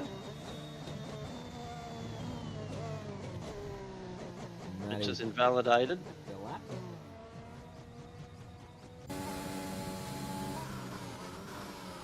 And Lambert doing very nicely up here at P5 at the moment after his banker. So we'll see what sort of improvements he can make. Yellow flags popping up everywhere, but I reckon that's just a bit of traffic giving way. Let's see if Daniel uses the esports line. He does not use the esports line. Does he downshift his through on? No, he doesn't. So okay, so maybe we don't have to downshift through there, but the esports line definitely opens up that corner. The entry speed is a lot different. Peter Thomas has gone up and done a 42.2 on the mediums. So Well, I'd say in a mid 42, we were wrong. He'll be extremely happy with that lap, I can imagine. That was without a toe too, so I wonder if he can get into the 41s on mediums. I don't know if he's going to bank that, if he's going to just put the queue in the rack. There's 6 minutes to go. On those medium tyres, is that where you want to start? Maybe sort of P5, P6? I think he'd be happy up there on the mediums. I'm not sure he'd push too much harder. How much are we going to pay Jeremy Washington to start on hard?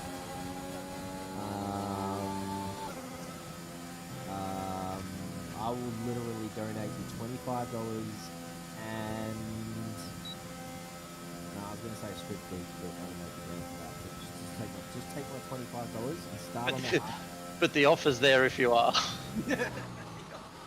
Go all the way to the end and then With like 3 laps to go, and then there'll be a safety car. No, there won't be a safety car. It's got a yellow flag. We've got an Alpine round in sector 2.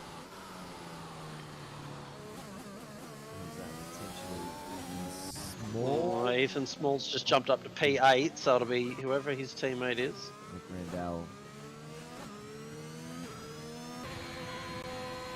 Peter Thomas, I think, ducks into the pits here. It does say they are 0 lap old mediums, which is interesting. He hasn't Yeah. on them, even though he's done a 42.2. So, into the pits he comes. He's clearly done a lap.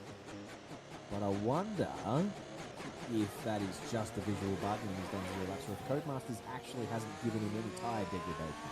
Is that a bit Oh, no, surely it'd just be a little visual glitch. I would hope so. Otherwise, that's a significant advantage that Peter's pulled for himself there. Jesse in chat saying he'll donate 50 if he starts on the hards. You would, you hard tyre fiend. Absolutely doesn't even need to. He doesn't need an excuse to donate money for a hard tyre straight. He loves his hard tyres. Jesse Hard Tyre McLean. We didn't get to see you on them tonight, Jesse. You had to pit on lap 1, mate. You didn't get to show us your pace on the hards. He's pulled out of his lap, so that ain't going to get to him. My man Nando, up here in P5 at the moment. Very nice. Very 3 happy. drivers in the 42.3s, 2 in the 42.2s. So P2 down to P6 is very, very close. But at the moment, no one's getting anywhere near Hongyi's 41.8. What did Ben Curtis do for pole? I believe it was a high 42, 42.6 or something maybe. 42.6 sounds about right, yeah. So what does that clock in? You're P9, P10 between the top couple of drivers, not very long watch whatsoever, and they're all quicker than 2-2 whole time. That is the difference. Can they get it done over the course of an entire race? That would be one question. Mando, I don't know if he's on a fast lap here. He's already up there at P5, so not just going his way. Not using much battery this lap, so Zekai, we've already commented on being very quick this year. One of our new additions to the Octane Online Racing Legends series, making himself a name, doing very nicely. P6. Is he going to take that esports line? He is not. So it seems to be only Hongyi, Peter Thomas and Mitch seem to be on that esports line there. 42.651 from Diablo, so that blocks him right in the middle between Ethan Small and Nathan Knox. So, yeah, very quick to Tier 1 boys. That was a great lap from Diabol's. Absolutely nothing to sneeze on. Very quick time, but yeah, these Tier 1 boys on another plane. Zekai coming into the final second now. Didn't quite catch the second time in there. I missed it as he crossed the last one, so we'll have to wait till the end of the lap to see whether he's improving here. Doesn't need to find much. If he finds a 10th, he jumps all the way up to 3rd place. Not And gonna he's find backing out of it. mate. That ain't it. Fan favourite Nathan Muntz. Toto or Tosmo? Toto. No, I'm not going to try and pronounce how they're going about that. His nickname is Toto. Let's roll with that. Doing a good job there, getting over the way of Nathan Muntz. Well, Peter Thomas has come out on the soft tyre too, so he's not happy with that P2. It surprises me a little. I figured that would be pretty easy for him. I thought I would have seen him sit on that time on the mediums. But I think only being a 10th difference down to, say, P7, he might be worried that these other guys are all going to go quicker at the end. Yeah, I don't know. Maybe he's just coming out here to show off at this point. You know, he's like, oh, look, I can do it on mediums if you want me to, but watch what I can do on softs. Wouldn't be surprised if he comes out here and goes 3 tenths quicker than Hongye with a 41.5. That'd be my guess. He's clearly on it tonight. His teammate now coming through the bus stop. I've seen improvement here. Yeah, Does up to P5. nice Got Toto. a lot of drivers in that 42.2 to 42.3 time. It's crazy how close they are. Like you scratch off on these 41, and you've got 42.2 down to 43. Pretty much 6 spots maybe up. That's great. Good stuff. Nathan Muntz, are you happy with that? A couple of drivers on hot laps now. Let's see if Hongye can improve on his already fast 41.8. He is 0.03 up on his previous best, so he has improved. Let's see if he can hold it together over this last sector. Hold it together and or improve. I reckon he'll want to improve. I reckon he'll want to find another 10th or two because he's got Peter Thomas screaming down on softs now. The See where clock's run Peter is out. in fact. This is the last lap, so we're going to see. So Peter coming into the first sector now. We'll stick with Hongye and see if he can improve. He is still 0.03 up. Oh, that's a bug. I don't know why. We didn't cross the sector line there. I'm not sure why it gave me a delta. That was the same delta he had in Pete. Anyway, into the bus stop. Pretty tidy through there. Open. He does improve. A little less than a 10th into the 41.7s. Pushes him 4 tenths, 6 tenths clear. 4 tenths clear, sorry, of next closest driver, but Peter Thomas is on the lap here. We'll get a He's delta only- from him soon. He's only a 10th up, according to the delta from the previous sector. Now he's 7 tenths up. He's looking at that 41.5 that you said. What? He's heard you. Alright. He's going to raise you a 41.4, I reckon. Mitch Weatherburn has gone. He's invalidated. 41. Peter Thomas has invalidated. Has he? Oh, he was 7 That's tenths his up. thread. Mitch Sorry. goes to Mitch goes up to P2. Does that mean Daniel he... Lambert. Oh, Daniel Lambert. Oh, nice. I did. Don't say anything called Daniel Lambert being up there and about. Great pace from that man. Disqualified from the session, Ethan Small, going the wrong way. Where is he? He's on track somewhere. He must have had another spin. As well. He's DNF'd on his last flyer down there in P15. Well, at least you got a time on the board, Jarris. Jarris? There's a couple who didn't even get times on the board. P12 Diabols. Yeah, that's how quick T1 is. Diabols would have taken P12. So Peter Thomas is probably going to start on the mediums now. He is. Start on the mediums, that is and correct. that'll be from P5. Hong Yi with a 41.7.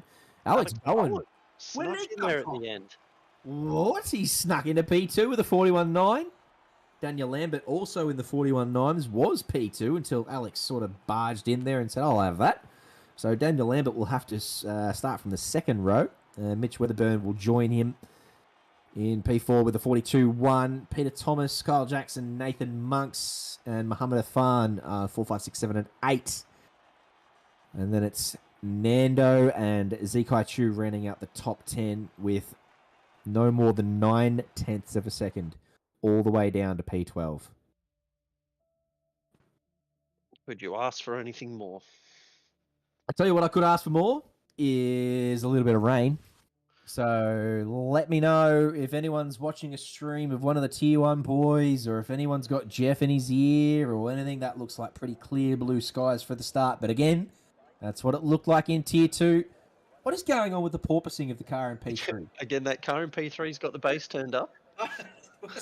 There's a subwoofer sitting there somewhere because it's Is obviously that not Lambert? That'd be Lambert in P3. Lambert, wouldn't it? Yeah. Washington better start on the hards. Well, we're all hoping, Jesse. We're all hoping. I'm going to be checking that straight away. Don't worry about turn 1. Don't worry about up Eau Rouge Radion. I'm not worried about any battles. I'm just going to see whether Jeremy started on hards. That's what we're all here for. Someone in chat will tell me, Diabols, you'll know the answer to this. Is the esport line takeable in the race? I don't know how fuel affects ride heights or anything in this game. Yeah, great question. I don't know whether they'd bottom out on the grass or not in the race with full fuel. I guess we'll find out. Haven't the slightest, personally, but that is a great question. Who's that you turning up? Is that me? Tell you what, I can't wait for this new microphone to come in. You should all be very excited. I'm very excited for my new microphone. I'm going to hopefully get it on Wednesday, Neil, and then we commentate sprints to get the BMWs and the Porsches and stuff on Wednesday. Yes. Everyone's going to be tuning in to hear that crisp voice of yours, mate. Everyone's going to be tuning in to sing happy birthday to Neil on Thursday for the sprint series. That's what we were talking about at the start of Tier 2. Bender's birthday very recently, so we gave him a big warm happy birthday today with a couple of facts. But it is Neil's birthday on Thursday, so everyone get into Sprint Series on Thursday. Bring your happy birthdays, bring your pineapple cakes, get them in there. That's what it's going to be all about Thursday. The build-up on Thursday afternoon in the Discord, there'll be gifs and messages and memes and stuff floating around. But then it will be the Thursday night Sprint Series. That's what we want to hear. Happy birthdays. I reckon I'm going to get the comms team in. We'll fill up the booth. Just for the song, obviously. But we'll get 6 or 7 of us in there. Whoever wants to join can join. Jump in the comms booth Thursday night. And we'll sing happy birthday to the great man. And then everyone in chat as well with your gifts and your safety cars and stuff. It's going to be great. Thursday, that's what we're all about. How old are you turning, by the way, Mel? Well, that's going to be my next question. 9th of June, I reckon he'd be 36. That'd be my guess. Not sure why I'm guessing that. That's just a guess. That is all it is. It's not based off any prior knowledge whatsoever. 22, get out. Get out. Ready. Straight to the back of the grid for you. You're 22. Let's go. Call it, Jacob. Call it. Turn 1. Let's go. 5 red light. Or 10 red lights, as you like to say. And away we go. Took a pretty clean start from the guys at the front. What's going on here into turn 1? Ongi leads them through. Was a few cars running wide there. Up and over that sausage. And your Lambert jumps Alex Bowen up into P2 there. Everyone else seems to have held position. Up Eau Rouge for the first time. Down the straight here, single file at the moment. feeling each other out in that slipstream. Clean as a whistle, Tier 1. Look what tyres this man's on. He's on the mediums. Not sure how I feel about that. Anyway, Pushing up a bit through here. Jared Ellis loses the rear there. Nathan Monk's down. He's lost 4 positions off the start here. contacting out. Randell's had a bit of a moment. Looked like Nick Randall and Kenneth Ang got together, and then Nick Randall and Wana Feek also having a little bit of a lovey-dovey. Jeremy's lost out big there. Jeremy's just playing the patience game here, I reckon. Hopefully. Nick's got some wing damage there, I reckon. He's struggling. Anyway, good start from Hong Yi. He leads us away through the first lap. Great start, really. Daniel Lambert already 7/10 behind, having got past Alex Bowen, who's now finding himself in P3, chasing him down. Mitch Weatherburn in P4, and Pete Thomas has held position as well on the medians in P5. Kyle Jackson right behind him, and we'll be looking forward to DRS getting open to see if he can take advantage of that tyre difference. Hong Yi with an opening 47.6 will be very happy with that. I'll tell you what, Ethan Small has pitted. I was going to say. He's dropping back through the field. Very quickly. A few cars in the pits there, so there must be some wing damage. A little bit of love taps there from Nick Randall, and Wana Feek was involved with Kenneth Ang as well, but they obviously avoided the damage, so they'll be happy with that. Mac Daddy comes in with 25, saying he's disappointed that Washington hasn't started on the hards. Fair enough. I am also slightly disappointed, but I'll tell you what, you're happy to see Toto has jumped on the hards. He's listening to you, Jesse. He's going for the long strat now, is Nathan Monks. He's on the hards. He will try to go all the way to the end on these. My guess is there's no rain coming based on this tyre choice. If there was rain coming, he'd probably jump on mediums, but that'll be... Yeah. Well, Not the hard car's fight. taking that esports lineup ahead there, I can see. So he must still be able to take it in race trim. I'll be interested to see if any of these other guys that aren't taking that line start to take that line in this race. Because if I saw faster guys taking it, you can bet your bottom dollar I'd start taking it too.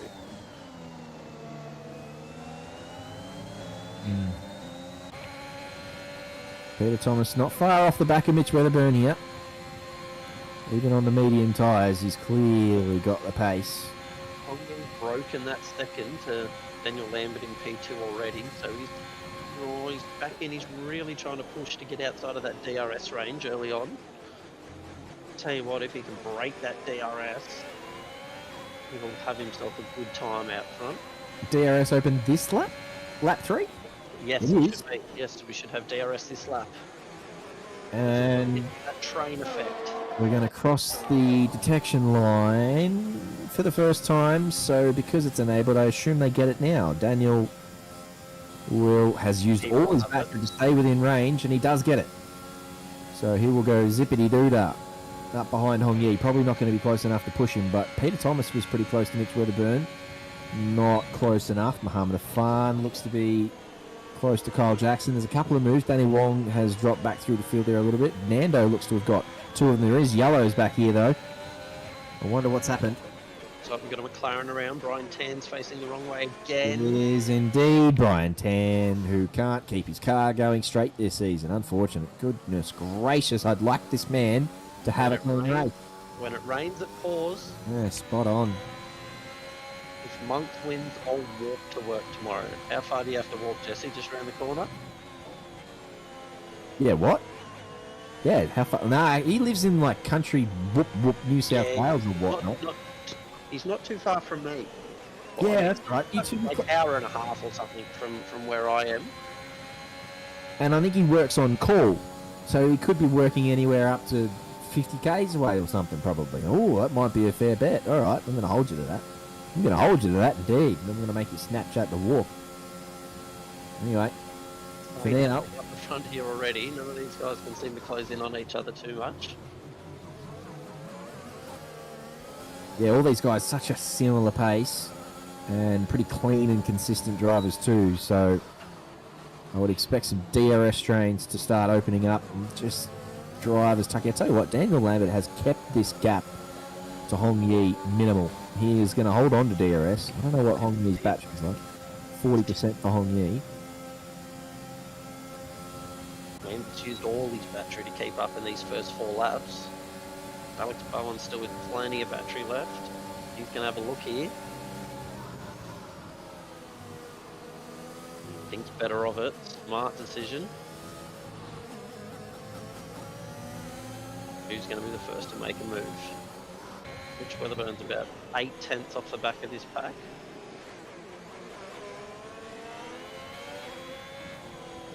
So what's Pete's play here on the alternate strategy? What's he intending here? He's obviously going to go longer than the guys in front. He wants to get on the soft tyres, no fuel.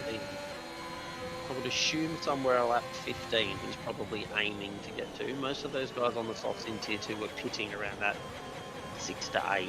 I know there was a safety car then, but I would assume he'd want as long on the softs as possible without them obviously falling off a cliff. I'm not sure how long the softs last around here. I'm sure someone in chat will have the answer to that as Ferrari ends up in the wall. He looks like he's going to be able to carry on. Donny has a lovely pirouette there. But he'll be straight in the pits because he has absolutely no front wing. Yeah, that's all gone. So straight into the pits he will go. He'll get swallowed up by Brian Tan. He'll cruise on past. And those two joining the Spinny Rooney Club together. Hopefully he just lets him through nicely here. I don't know if he should have passed him by now, hadn't he? What's Brian doing? I figured Brian would have had the pace on a no-wing Ferrari, but he just allowed him to crawl to the pits, I guess. And he's got to be careful. He's going to cut across him. Yeah, okay. All right, no worries. Got a few cars in the pits now. Alex Bowen's in. Mitch Weatherburn's in. They're all getting the mediums on early, only after 5 laps, or 4 laps. DNF, Mitch Weatherburn. Oh, he has. He's dead there at the end of turn no. 1. And is that going to be a safety car? That will be a safety Because car. Mitch Weatherburn is plonked right across the track there. I don't think it is. It would have been called by now. His car has disappeared and we carry on. No safety car. Interesting. So that's unfortunate. That's 2 DNFs in a row for Mitch.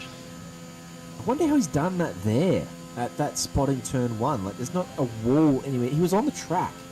It's not like there's a wall anywhere close there. Just come out of pits though. I don't know if he's hit the outside wall on pit exit or what he's done. That's a very odd place to DNF when you've only just come out of the pits. We'll have to ask him. I also noticed that DRS was enabled as we watched Donny come into the pits on lap 5, even though we'd watched multiple DRS overtakes up to that point. So, just a few little interesting red flags popping up. Made a pass on Hong Yi here, P1 too. While we weren't looking, he's gone and got that done. So we thought Hong Yi was going to walk away with a nice little comfortable lead, but Daniel Lambert stayed within that DRS range and has now got him. And Peter Thomas has said, hey, hold your... Wow, that was close. That was close. That was very, very deep under brakes there from Peter Thomas. He managed to pull it up, I think. And didn't cause himself any damage, but now we're going to have a 3-way DRS battle. Daniel Lambert's going to get absolutely mugged down here. Peter Thomas sort of got stuck in traffic a little bit there, and he would have definitely had to have come off the gas. But with DRS and the tow from Hong Yi, he still manages to go past Daniel Lambert, who, yeah, as I said, got absolutely mugged on the way down there. But yeah, Hong Yi... in front of that train. Hong Yi passed him pretty cleanly on the left-hand side, and Peter Thomas ducked in behind Daniel Lambert because Daniel was going so slowly and he had Hong Yi still on his left. He had to get out of the throttle, which cost him any chance of having to go at Hong Yi, so he'll have to wait one more lap to see if he can pull that out. Now, can Daniel stay in touch of these two with that quarter of the battery? I was coming out of the pits and the game reset me onto the track without a front right wheel. What? Oh, I'd love to see a replay of that if you've got a replay that somewhere, Mitch. You screen Mitch or, yeah, pull up the Codemasters. What happened? You're coming out of the pits and the game reset you onto the track without a right front wheel. That is a brand new Codemasters feature. Goodness, I can't even imagine. Tell you what, you've had some hard luck this series, Mitch. I can't even DNF, imagine what that would look like. Just another glitch we weren't aware of. Codemasters is full of them. So yeah, we thought that it was just a weird spot. There's no wall anywhere here, and as I said, I think you're close in saying that it could have been a pit wall touch. But even then, he's like sort of hit the wall and then driven across the track and then stopped there. That's still a weird DNF, but no, it's not that. It is. Yeah. Anyway, unlucky. Mitch. I think that beats the random safety car parked in the middle of the track that we had at Imola last season. Oh, I don't remember that one. Oh, that was great. Race at Imola. Safety car come out, but the game didn't call it, and it just parked itself in the middle of the straight. Right. And it just sat there. It didn't do anything. The lights weren't on. Car just sat there in the middle of the track. I think we had to have a server restart for that one. Pulled out there and then had an act, did Bert? It went through the first chicane at Imola and then just pulled off to the left and then just sat there and did nothing. We I think it's just found the next best thing. yeah, we need, as you said, we need to get a replay of that. I don't know if you can pull the Codemasters replay. I don't know if you stream. I don't know what. Maybe someone was behind him. I don't know who streams from behind. Maybe someone caught it, because I'd love to see that. Interesting piece of feature that is. Anyway, Spidey! Hello, mate. Oh, God, we just jumped on board with Brian Brian Tanner. around again. Brian, why do I do this to you? I'm so sorry. Alex Bowen picks himself up 3 seconds. And in the midst of this, Peter Thomas has taken P1. And he has jumped out to a 2.5 second lead on those mediums. As Hong Yi comes into the pits. I was just saying hello to Spidey. And Tier 2 was Momo once again. Absolutely dominating Tier 2 this season. And again grabbing P1. P2 was, I think Matt Thomas was P3 on the podium, and P2 who got? Oh, it was I can't remember his bloody name. It escapes me. The Ferrari driver whose name escapes me. Whose name is? Yeah, I know, right? Kavinsky got P2. So yeah, the guys up the front made up probably 16. I think Kavinsky made up 12 positions. Gerald Chu came from the back of the field to finish P4 or P5, I think. P5. Raj got P4. So, yeah, very interesting race in Tier 2. It'll be good watching that one back. We had a dry start to the race and then a bit of moisture came through. And although the rain stopped with a couple of laps to go, it wasn't anywhere near dry enough to jump on the dries. So they stayed on the inters until the end. Safety cars. Yeah, it was a good race to watch. It was Tier 2, but we're watching Hong Yi at the moment. In traffic here. This is not what he wants. He needs to be able to get a move on. Peter Thomas is shrinking away at the front. He is. He's 5 seconds sure clear when around he's the going to pit on those mediums, though. That's the next question. How long is he going to run on them? Yeah, you're not wrong. He's a bit stuck behind Vanafeek here. So you want to get this done as quick as possible. He's got a 2-second gap to make up to Alex Bowen. Up inside here, easy done. Still got to hang it around the outside. Oh no, he doesn't. He closes the door very abruptly. Nicely done. Farm pits, Ethan Small pits. Ronnie Sedeo's now DNF'd, and we have a safety car. Oh. Just as they pass the start-finish straight, that is the way of it every day of the week. So Not what Peter Thomas wants, because it's too early for him to put the softs on and go to the end. yeah, And I can't imagine he's going to put the hards on. so this kind of works out for Hong Yi. He's on the fresher mediums now and gets to close the gap all the way up. So this should have worked out beautifully for the man on screen. He'll be very happy with that. Thomas, Jared Ellis, Jeremy Washington all have a decision to make now. Do they stay out and run these mediums longer, or do they pit and then risk having to obviously pit again because the softs are not going to get home from here? Tell you what else I can see is this man on screen's come in and said, I don't want those hards, they're crap. I'm jumping on the mediums. So, yeah, the hard's not doing it for him. Maybe get softs home, you would have them screaming, but you could pick for hards. Yeah, die bowls, it's not a bad shout. Certainly an alternate strategy. A 4-hour walk for him to work if Nathan Monks wins this race. Well, is that now that he's on the mediums, though? Yeah, he put on the hards. No, Yeah, there was no... Yeah. Yep. There was no clarification as to how he brings it home. He was on the hards at some point. You made the call. And now I'm hoping you walk to work. If this man finishes in P1, it's a bloody long stretch to get there. I reckon they can get home on the softs from here. Once you do your laps under the safety car, if they're careful on the cut tyres, they may be able to stretch them the 10 laps.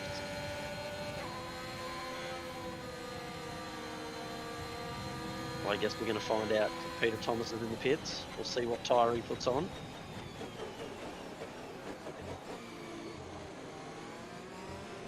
He does put the softs on. Jared Ellis stays out though. Jeremy Washington comes in. But Jared Ellis isn't confident that he can get the softs home from here. But I'll tell you what, if anyone knows how to look after their tyres, it is definitely Peter. And I would say he will be able to get them home. Jared Ellis has stayed out on his mediums. So we'll see a differing strat between himself and Peter. Yeah, Peter, as I said, jumping on the softs. Jared was on the same aged mediums, and he stays out. So Bonus for Peter is he's come back out in P2 on those fresh tyres. So he's not going to have much traffic to deal with, because I would say he would dispatch Jared pretty quickly with that differing of tyre.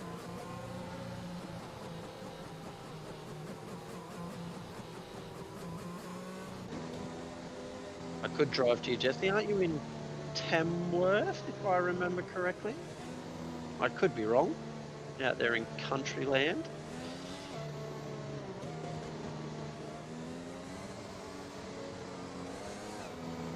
Couple of penalties, nothing too shabby yet. Tier 2 had a few as well. We didn't see too many penalties though across the night, so I wouldn't expect to see too many more. Still halfway to go in this race. We'll see a few more. I think 6 seconds was the highest one person got. I believe that was Moloch. Yeah, 5 seconds for someone had a severe collision or a collision under one of the safety cars or something. I can't remember who that was. It was a 5. And then, yeah, I think 6 for Mull and a handful of 3s.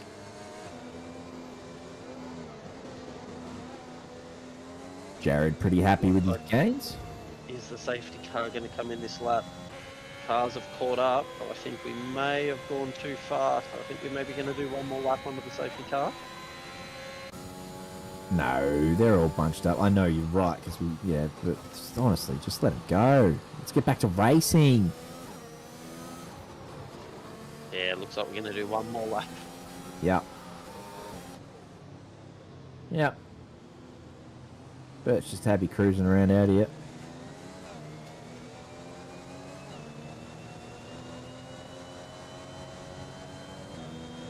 Jesse pretty happy with himself for not picking up any penalties tonight. Well, maybe you just weren't driving fast enough. Where'd you qualify?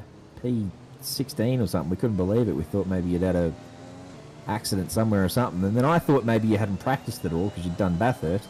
Mark Bushell came in here and dobbed you and said you'd done more practice for this than you did for Bathurst.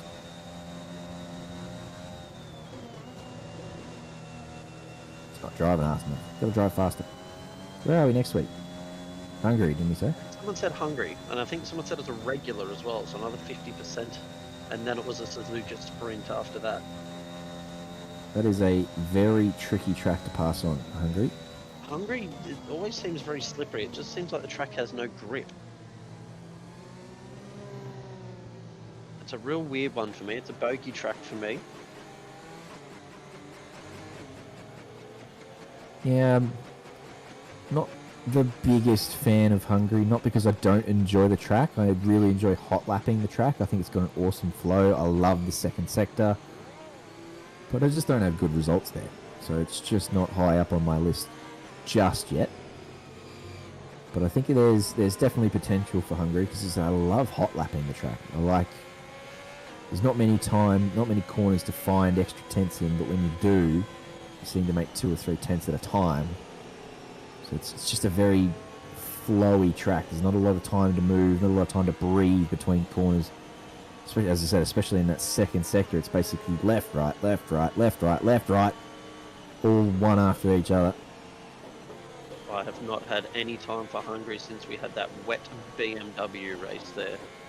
I lost any love for that track that I may have had after that race.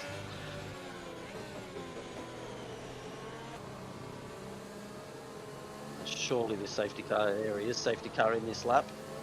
Finally going to get to go back racing. So Jezza just doing nicely here, coming from the back of the field. He's up in P11 now, and on very fresh softs. I'm interested to see if he can cut a bit of a swathe through the field here. Although Zikai Chu, Danny Wong, Nando, Kyle Jackson, Muhammad, everyone very quick in front of him, so it won't be easy. But yeah, with that tyre advantage, there's a chance Jeremy can claim a few positions here, especially early on while those medium runners are waiting for those tyres to warm up. Jeremy's will come into the window a little bit quicker, and he may or may not get some moves done before DRS opens up. So it's going to be Jared Thomas who leads us away after this safety car restart. Jared Ellis. Jared Ellis. What I meant to say. Mixed P1 and P2 together. Yep, followed by Alex Huang and Bowen Hong Yi. Yeah, good on them. Here we go. So good start from Jared. Peter's going to want to get a move done up the straight on this lap, I can imagine. Jared still has to pit. Pretty sure everyone else has already made their pit stop. Oh, look at the tire. Look at that. Gone. Easy. Look at that tyre advantage. No, as soon as he pulled out of the toe and he just hit a wall of air. Jared's going to hang on here. Round the outside. Yeah, around the outside. Oh, Jared doesn't make it easy for him at all. Closes the door and holds onto it. Okay. Peter's going to have to be patient. It was. It's not going to let him pass as easy as we thought. He gave him a little touch there too, but you can see the tyre difference. Peter's literally got so much grip. Jared not quite there yet. 11 lap on here because he could end up, if he touches the back of him and gets weak damage, that's race over for him. So just need to err on the side of caution over this first lap because Jared's going to defend. Oh, around he goes. And there it is. Everyone looks to have made it through there cleanly. Peter Thomas has dropped back a few positions, so I don't know if there was DNF contact. Jared is now DNF. Surely we're going to get another safety car here. That'll be one for the stewards to look at. And we're watching from on board, so I was just about to say Alex would be very patiently watching this. And sure enough... Got no wing, so... And you're right, it is a safety car. Out. But as I said, that's just some impatience there from Peters. Cost him this race now. He's going to have to pit for a new wing. All he had to do was just take his time. With Jared still having to pit, there was no need to force the issue there in the first lap. Yeah, I'm not even sure he was necessarily forcing the issue. I think he just had that much of a pace differential. And as you said, like, if he's not careful, I think it wasn't necessarily impatience. He probably just wasn't quite as careful as he could have been, and just got up the back of him. And as I said, that huge pace differential between the tyres and the mediums taking a little while to warm up. All of those things coming together meant that Peter Thomas and Jared Ellis came together. So Malik said in chat, no point being super aggressive when you're... Oh, what's happened to Alex? Alex Bowen is also DNF. He's halfway up Camel Straight. He's ready on, isn't he? That's a very, very odd spot to DNF. He's well past Eau Rouge. Right. Where is he? I didn't see him. He's halfway up the straight. Yes. He's only at the braking zone. What has he done? I'm not sure what's happened to him there, but that's a very weird spot to DNF. Unless he's come together with him. Surely there's not been any contact with another car. No one's received any penalties. He was up the front. Diabolos reckons he may have hit the safety car. Oh, surely not. Surely not. He was up the front. He was literally, wasn't he P1? Maybe it's a He good may shout. have, yeah, he may have hit the safety car in the braking zone. Because, yeah, Peter Thomas and... Oh, what's happened here? Hongi's done the same Oh, thing. he's done. What? What is this safety car doing? It's taking cars out left, right, and centre. What? Hongi has Get now on hit board the with safety Daniel car. Lambert. He's going to be super careful now. Bert's out here murdering people. Oh, and the What safety is car just going on? disappeared. Oh, It is. now the The safety- safety oh, car yeah, is it's murdering gone. people. Bert's murdering people. What is happening? Diebold saying the host has alt-tabbed and ruined the server. No. Jared Ellis DNFing if he is race host. I dare say he has alt-tabbed. And Bowen and Hongi. What on earth? Bert Mylander has got the gloves off and he has said, I will take control of this race. And then Daniel Lambert's giving him all the space in the world now. He does not want to get anywhere near the rear of that safety car.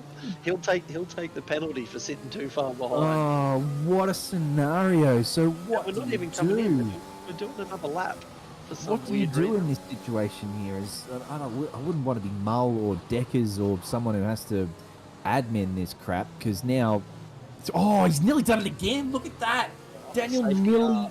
died in the...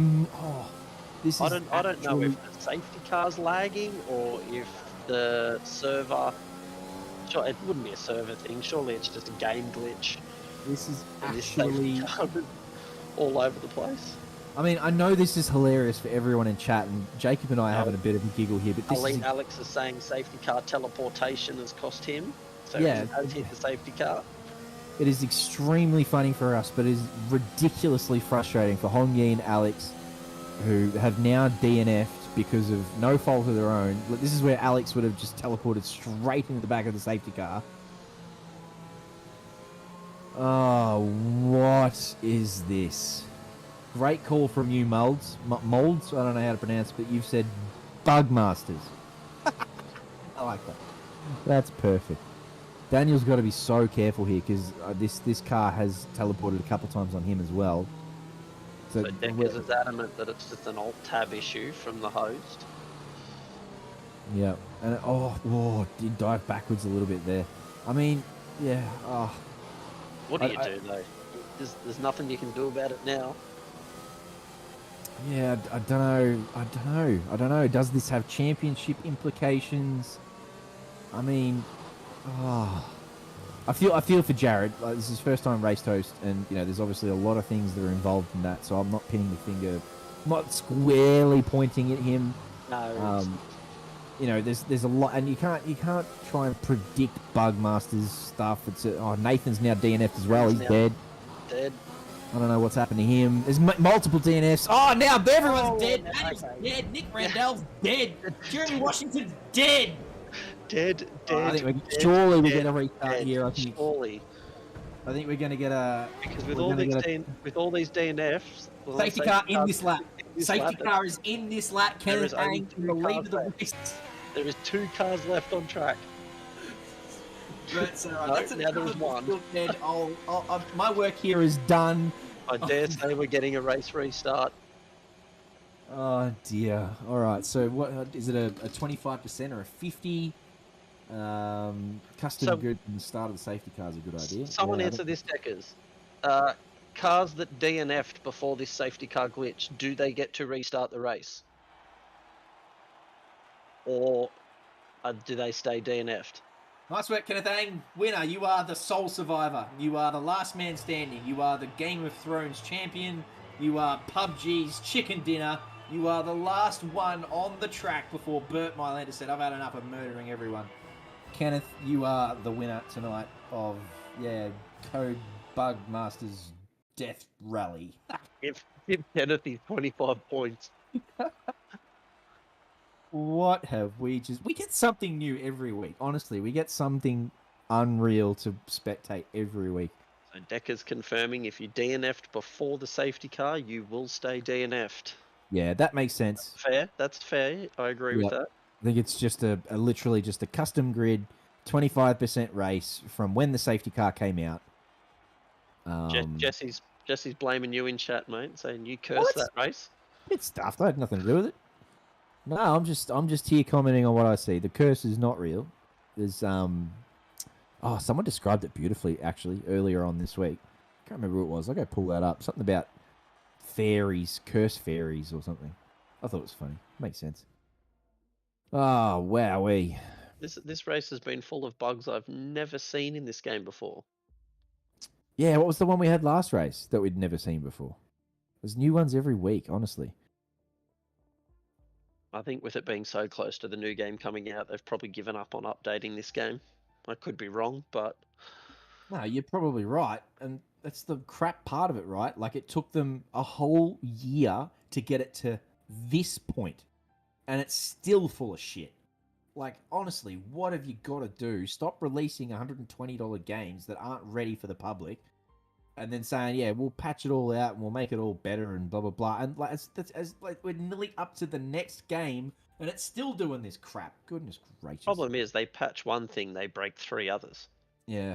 And it's Yeah. always just 1 step forward, 2 steps back the whole time for 12 months. You know what would have been funny? I know Kenneth Ang was the last man standing. Who's it? What if Nathan Monks was the last man standing? He would have had that. He would have had to follow through and walk He away. would have had to have walked. Oh my goodness. What are we doing? The good news is we get to go again. Yeah. So I say 22 laps here. I don't know if this is the new lobby. I think it might be. But I am seeing 22 laps here, so we might be doing a full 50 again. And I'm sure the weather will be dry, because they will have known the weather forecast up until the end of the race. So, yeah, this will be a dry race. There'll be no practice.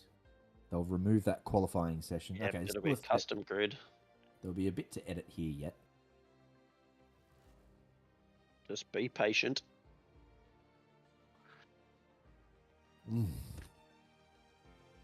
Well, Oh, are you not entertained? take a drink. Have a breath. Goodness gracious. Honestly, I step into this box every week and I'm like, how am I going to get YouTube chat through it another week of, what could potentially be? What if this is the quiet week? What if this is the week where nothing happens? And it never is. Codemasters make sure of that, don't they? There's always something going on. Boy, oh boy, wowee. Speaking of, how have you enjoyed your debut to commentate? You've been at it for a couple of weeks now. You've settled in very nicely. How have you found it? I'm thoroughly enjoying it. I'm having a great time sitting here watching this. What got you into it? You stuck your hand up, or did someone approach you? What sort of made you think, I'm trying my hand at this? I just stuck my hand up. I just thought, I think Mull put out a message saying he was looking for more commentators, and I thought, what the hell? I'm not going to race this season, so it means I can still watch every race and be a part of the series without being out there on track. And if there was anyone in chat who was potentially considering being a commentator, but was like, a little bit nervous or whatnot, how was conquering the nerves in the first week or two? How's it been settling in? First race was absolutely terrible. I was as nervous as anything sitting here. I think we were at Judea. I think might have been my debut commentary. And then each week's obviously gotten easier and easier as I've sort of settled in and learned the names of the drivers and calmed myself down a little bit. But it's just the more you do it, the easier it gets. Yeah, spot on. We're doing a new lobby here. There's people dipping and diving and ducking and dodging. Much more interesting than the real Spa 21 we got last year. Was that the one that they didn't even race? Was that the one where it was absolutely hammering down and they didn't race? Two laps under the safety car and then called a 50% points or something, wasn't it? Wasn't that George Russell's first podium or something, and that's how you got it? Yeah, yes. That must have felt really weird for him. Hey, yeah, for sure. That's a good call from Connor. I know it is a bit of a glitch party here with Codemasters, but if you enjoy what Jacob and I are doing and talking in, and you love YouTube chat and Octane Online Racing, then yeah, give us a like for sure. We can only make the best of a buggy situation, and we're doing our best in here. We absolutely love coming in here every week and talking to you blokes. So, yeah, give us a thumbs up. All of that helps. Subscribing and donations and Patreon, and even just getting into the chat. We absolutely love you here in chat. You make my life quite a lot easier, giving me something to talk to and keeping Jacob and myself company. Yeah, we love you too, bots. It's right on cue. We love you too.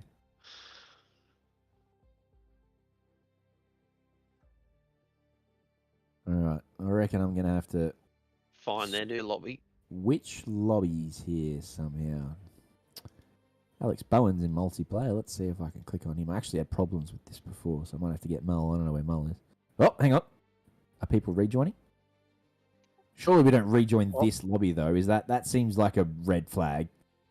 Wouldn't you start a new lobby nice and fresh, just in case it's the server or the lobby? I don't know. I feel like we should start a new lobby, but people are rejoining this one, so might just hang out here a little while. Nah, people are leaving. I'm going to go join. I can't click on him, though. Where's Mal? Mal, if you're there, I need you to join T1. What do we do in the meantime? I tell you what, I reckon we'll put on the Be Right Back logo again. Go and grab yourselves a drink. I'm going to take this opportunity to go and refill me water bottle. I've gone through 1.5 liters since I got home from work doing this. We're sweating, mate. Oh, it's This just racing getting you sweating. my throat gets sore and it's all puffy and chuffy and. All right, we will be right back. Take your time, chat. We'll reconvene in, let's say, 3 minutes. Looking forward to seeing you again.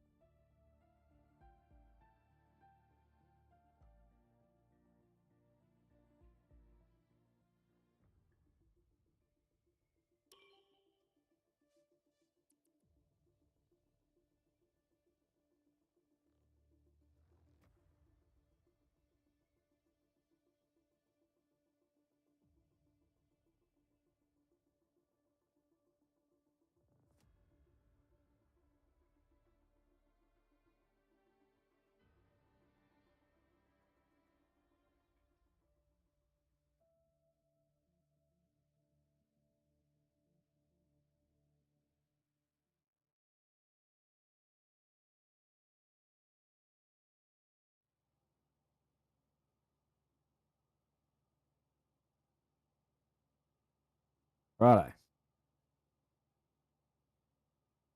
Looks like Oh, they're boy. ready. Oh boy. Drivers are on the grid. P3 25 to is center. We have 11 laps. P3 is not porpoising. Is that an omen? Oh, you've jinxed them. Oh no, they're going now. oh now There they got the was a- duff there duff was a down little again. up. Never mind. Looks like they're all duffing. We're going to have an 11 lap sprint here. Love that.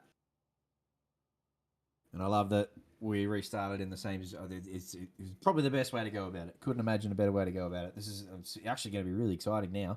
11 lap sprint. I'm interested to see what tyres they're on. They probably would have to start on the tyres they were on, but they'd all be fresh. That's for sure.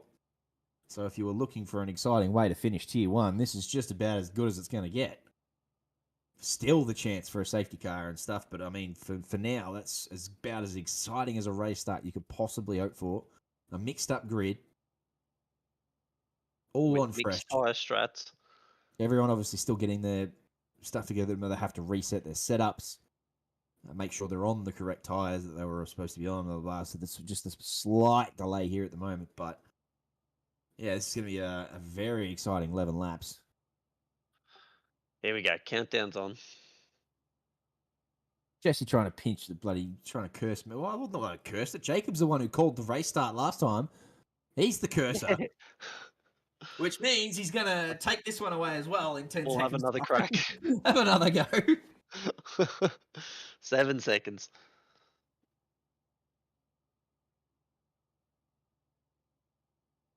That cameraman looks dead set bored.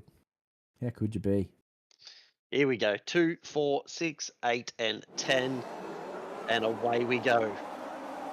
11 lap sprint to the end here. Geez, that Red Bull's got a rapid start from the middle of the pack there. As Alex Bowen leads them around turn 1. Hong Yi in second. Lambert third. Wong 4. Jackson 5.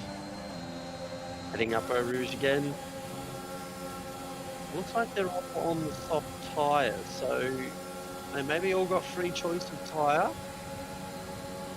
Ethan Small's got 3 seconds for multiple warning. How has he picked up What? It's only been one corner. How do you pick up 3 warnings in 2 corners? How the freaking hell did he do that? Anyway. We've got some yellow flags. Peter Thomas looks like his Ethan Small is out. There is a DNF. Peter Thomas is back there in P16. Are we getting a safety car? Oh, that's Brian Tan as well. Brian Tan's round again. Come on, Brian. Fresh tyres. What else do you want? Unfortunately, that man can't keep the car straight this season. Oh, man. He's just having the worst luck. I know it's a slippery track with some shitty curbs, but goodness me, Brian Tan. Keep it going straight. We've avoided a safety car. Maybe they turned safety cars off. I don't know. Maybe they didn't want that glitch happening again. No, Brian's still Brian racing Tan back again. there. Come on, Brian. He would not have had the start he would have been looking for. Behind the front, nice move there. We do have some alternating tyre strats here, which will make things interesting. With Kyle Jackson, the only car up the front to start on the mediums. Zico jump in the fifth. Well, there is only the one mandatory stop, of course. The medium's going to go all the way to the end from here, so that's what he'll be doing. The race ban for the Mercedes safety car, that's totally fair. Oh, dear. All right, Jezza, having start. He's having a look at Nathan here. I'm still calling this from the back of the field, by the way. Like, I know that this is a different race, and he didn't start from the back of the field in this race. But if he gets anywhere near the top 5 in this race, that is from the back of the field all the way to P5. I'm counting it. Oh, Brian Tan is now DNF'd. He's spun coming onto the straight. Go, Second DNF. In Already. 2 laps. 2 DNFs in 2 laps. Brian Tan had 3 spins in the first lap, unfortunately. Deckers, did you James actually said ban the he's- safety James car from the track? Brian Tan says he's DNF'd, but his car's still He is- moving on track. Still going. What? James has DNF'd him. So this is very unusual because he's just going to have a yellow flag everywhere he goes now. I don't know if... who's that coming around the outside there? That's Peter Thomas having a little look. Yeah, nice. He's going to get that one done. These two resuming battles just quietly. These two had a little bit of a elbows out battle before, so they're still going at it. Peter Thomas and Jared Ellis. He's now gone. He's now gone, yeah. I was wondering if...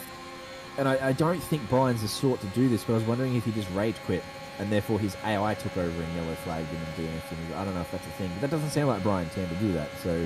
I don't know. Anyway, we'll leave that for... Anyway. Either way, Jared Ellis pedal.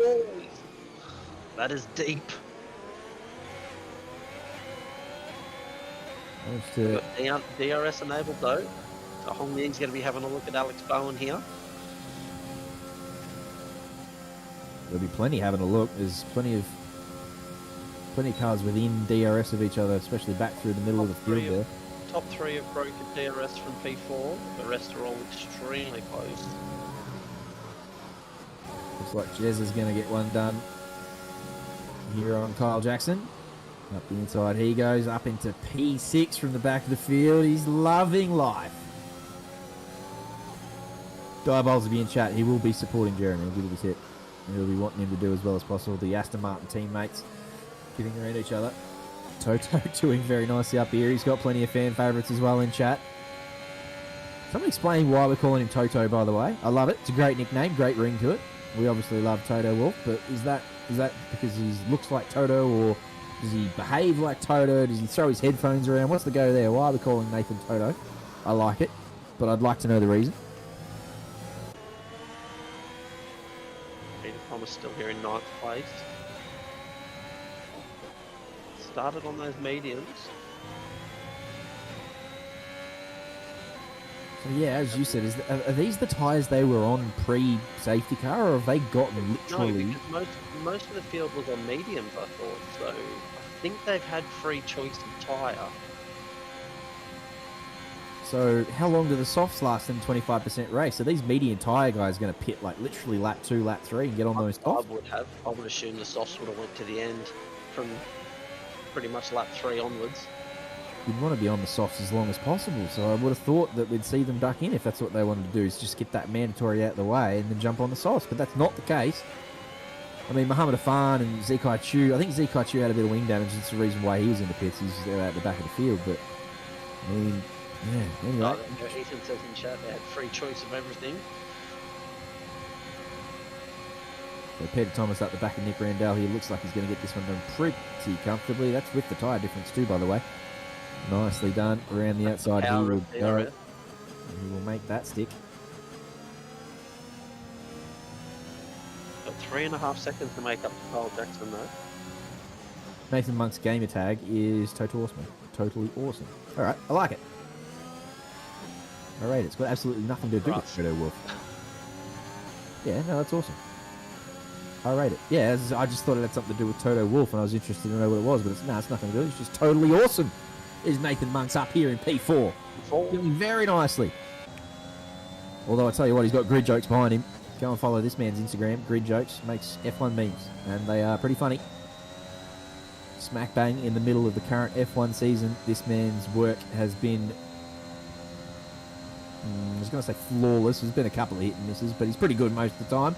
Here's grid jokes, chasing down Nathan Monks, and I'll tell you what, he's got Jeremy Washington, who's been cutting through the field. So he's chasing him around. Probably some of these medium runners in the pit get the softs on now. It looks like Nathan in there, yep. There's a couple in the pits now. Kyle Jackson. One of those. Stays out though. Nando jumps in the pits as well. And this is the mediums all starting to crawl in there now. Tell you what, Hongi's got a pretty good run here, I would think. This is the lap, I'd say. Yeah, easy done. Thanks for coming. Yep. I don't have much battery left though. Daniel Lambert hanging on there in P3, still getting the DRS from these two. Goodness gracious, blink and you miss it. We're already halfway through this. It's just going to go quickly. I can't believe we had I can't believe Ethan Small got 3 track cut penalties in the space of 2 corners and then DNF 2 corners later. What was he doing? You are in chat. What the hell happened? What happened, Ethan? Tell us what on earth happened in your first couple of corners. We saw you got a 3-second penalty in what was literally, I reckon, 2 corners. I don't know how on earth you managed that. Unless he decided not to take Eau Rouge and just drive straight through it. Got all 3 instantly. How does that even happen? There you go. There you go. That is rough. That's very rough. Jeremy's hunting down grid jokes here.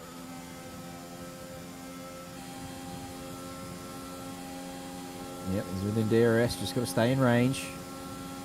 Alex Bowen also still in range, and having been passed on the last lap, he'll want to get one back.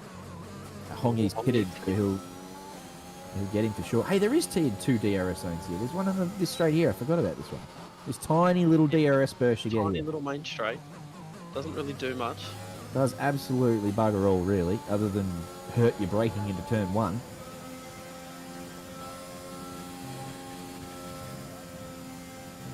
You guys are still staying out. Yeah, Ethan's had a bloody rough night, let's be honest. He started 19th in race 1 and made it all the way to 6th, and then had to... he had a little stuffed up by the restart. So the restart has definitely benefited some, but it has boned our poor mate Ethan. And so his race is now over. Tell you what, Aston Martin 1-2. They are looking Diabolz. good. Diabolz is having children in chat right now, and he's squealing with delight. The Aston Martin boys up there doing very nicely, and they are clear of Nick Randell by a fair margin on the same tyres. So looking very nice here for a big haul of points for the Aston Martin boys. Surely they will pit this lap. I mean, obviously one of them has to stay out because Jeremy's not going to want a double stack.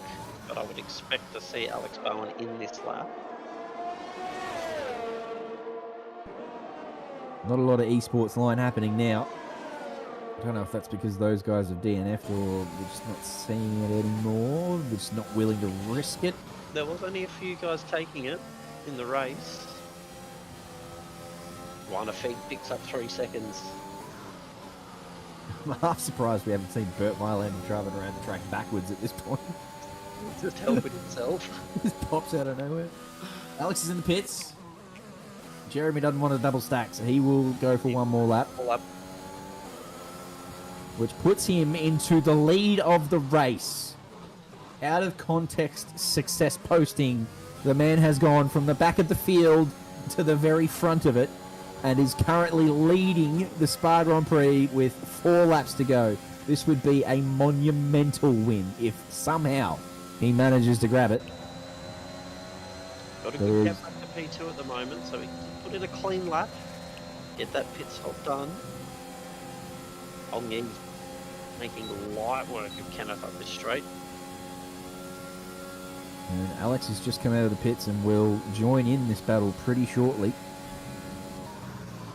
Hong Yi did get that one done pretty easily. Kenneth not willing to fight it and lose too much time, tucks in behind him.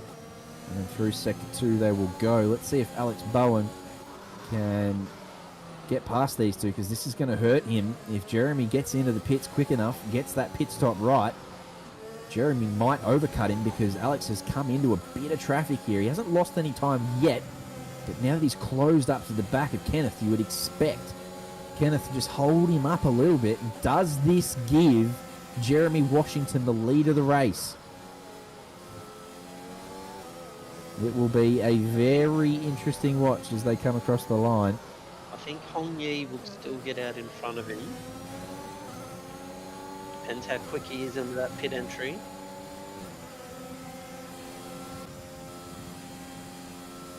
Oh, right, yeah. Alex will have a look at Kenneth here. I'm nowhere near it. Goodness me. I'm I gonna got a find little it. excited thinking Jeremy was going to bloody win it. And he's not good. Jeremy is in pits. Well, he's done. Maybe he does the Mitch Weatherburn strat and he just teleports straight back onto the track and he doesn't actually lose any position. But he gets to keep his tyres. Hong Yi takes over the lead of the race. Alex has made his way past Kenneth. Oh, that was a little deep Still there have from hit, Kenneth. I think. He went a bit deep there. Peter Thomas Yeah. passed the back of the race. Jeremy's come out in P10. Nah, he was P1. We all saw it. He was P1 out of end the race then, out of context success posting. He did it. Back of the field to P1. This is getting spicy here. Eddie Thomason's boxed in here on the two cars in front. Whoa, that's not going to be it. That's not how to do it, Peter Thomas. There was never, ever a gap there. Keep the toe. And around he goes on those cooked tyres. That's going to take him a while to recover, and there goes any chance he had. He's gone. Outbraked himself there. One fake in front of a battle here between Jeremy and Danny. Jeremy down the inside, sticks it in. Nice little bit of space given to him by Danny. Good racing. Jeremy gets another one back. Is it ever? 7, 8, and 9. Jeremy's looking quick on those fresh mediums. Yep, a couple of laps to go. How many spots can he make up? One of Feet's already got the penalties in front of him, so basically he's P7 at the moment. Can he get past him quickly and then try and close the gap to Kyle Jackson? We can have a look here. Stick the nose down the inside. And hang around the outside. Tell you what, Danny Wong all over the back here too. A little bit of a touch there on one feet, which... Well, we're going 3 wide into turn 1 now here. Danny's going to... Oh, God. Oh, this is going to end in disaster. Tell you what, they're doing well. There's some great racing here by these three. One of Peak's got a perfect view of these guys. I don't know how much of a bump Danny did on... Whoa, that was close as well. These three all over each other. We've got a yellow flag in sector 3. Peter Thomas has D and F. He obviously has not managed to get that car into pit lane. By the looks of it, he's hit pit wall on the way in. Yeah. With only 2 laps to go, We can't go back and see that because of DNF, but that would be an interesting look. And he's still sitting there. We're not going to get a safety car with 2 laps to go, though, are we? No. Looks like he's in pit lane, so I dare say he's hit the wall on pit entry. Jeremy is now up into P6. Nice, Jezza.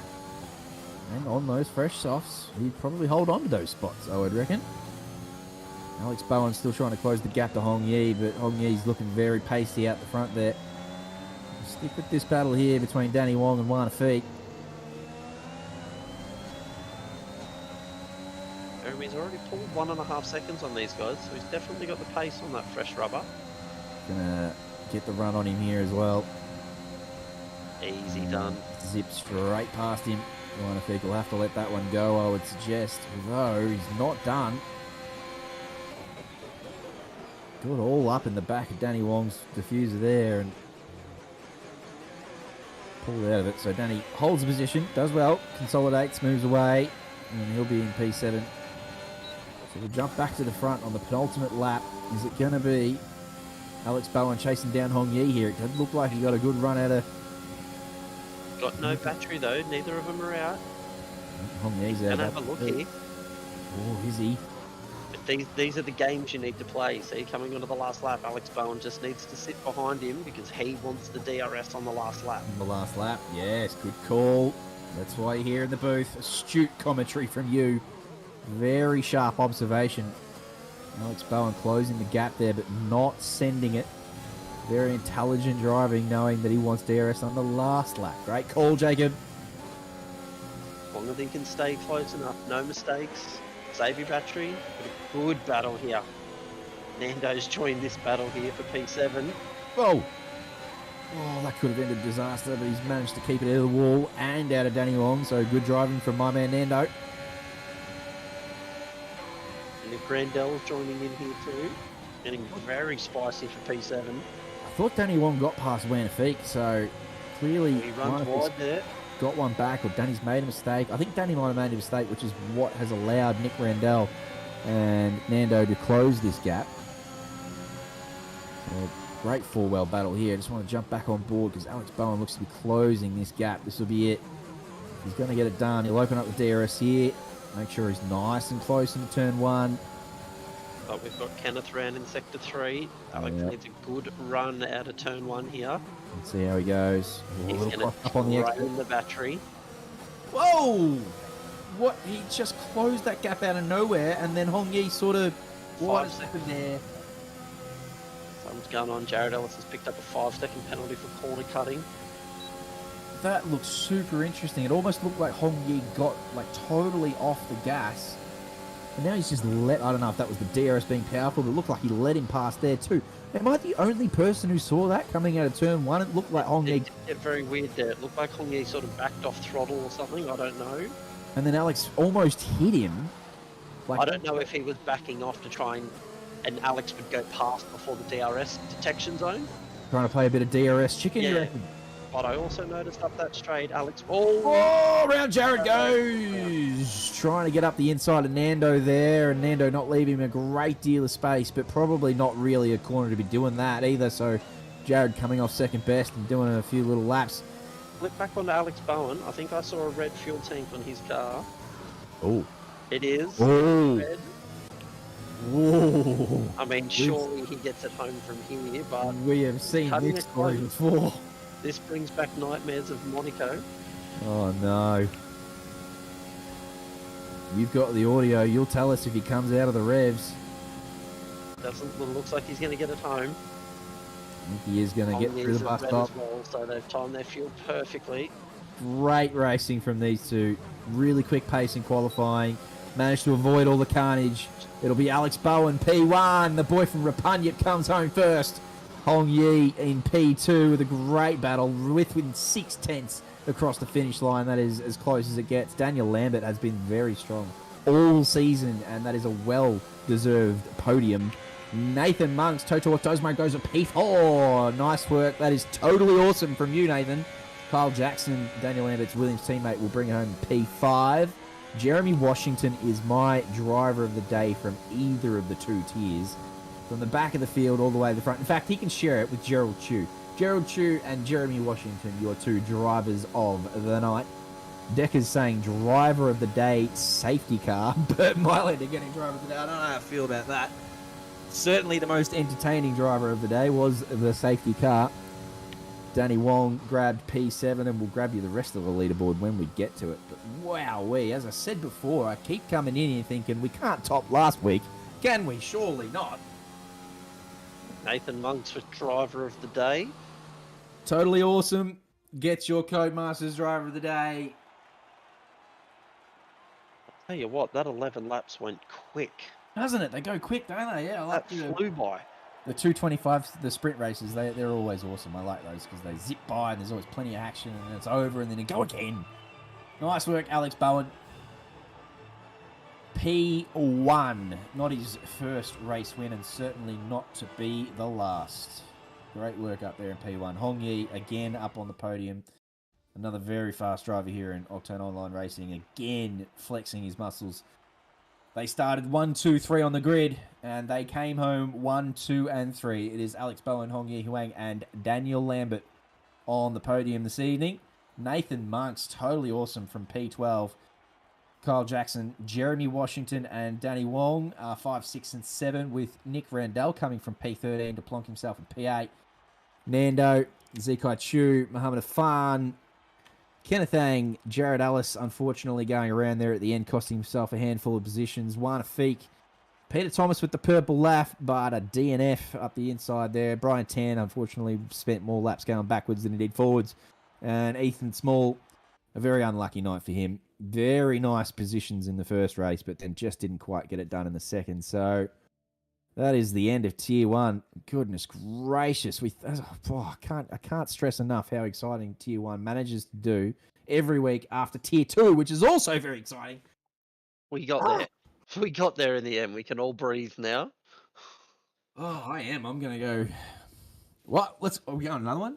Let's do another one. Look, you know what? I'm down. Let's just go again. Let's go again. I'm down. Oh, crikey Moses. Nah, that'll probably do them for tonight, I reckon. They'll pack it in, send it in the sheds. Next week, we have already discussed we'll be at Hungary.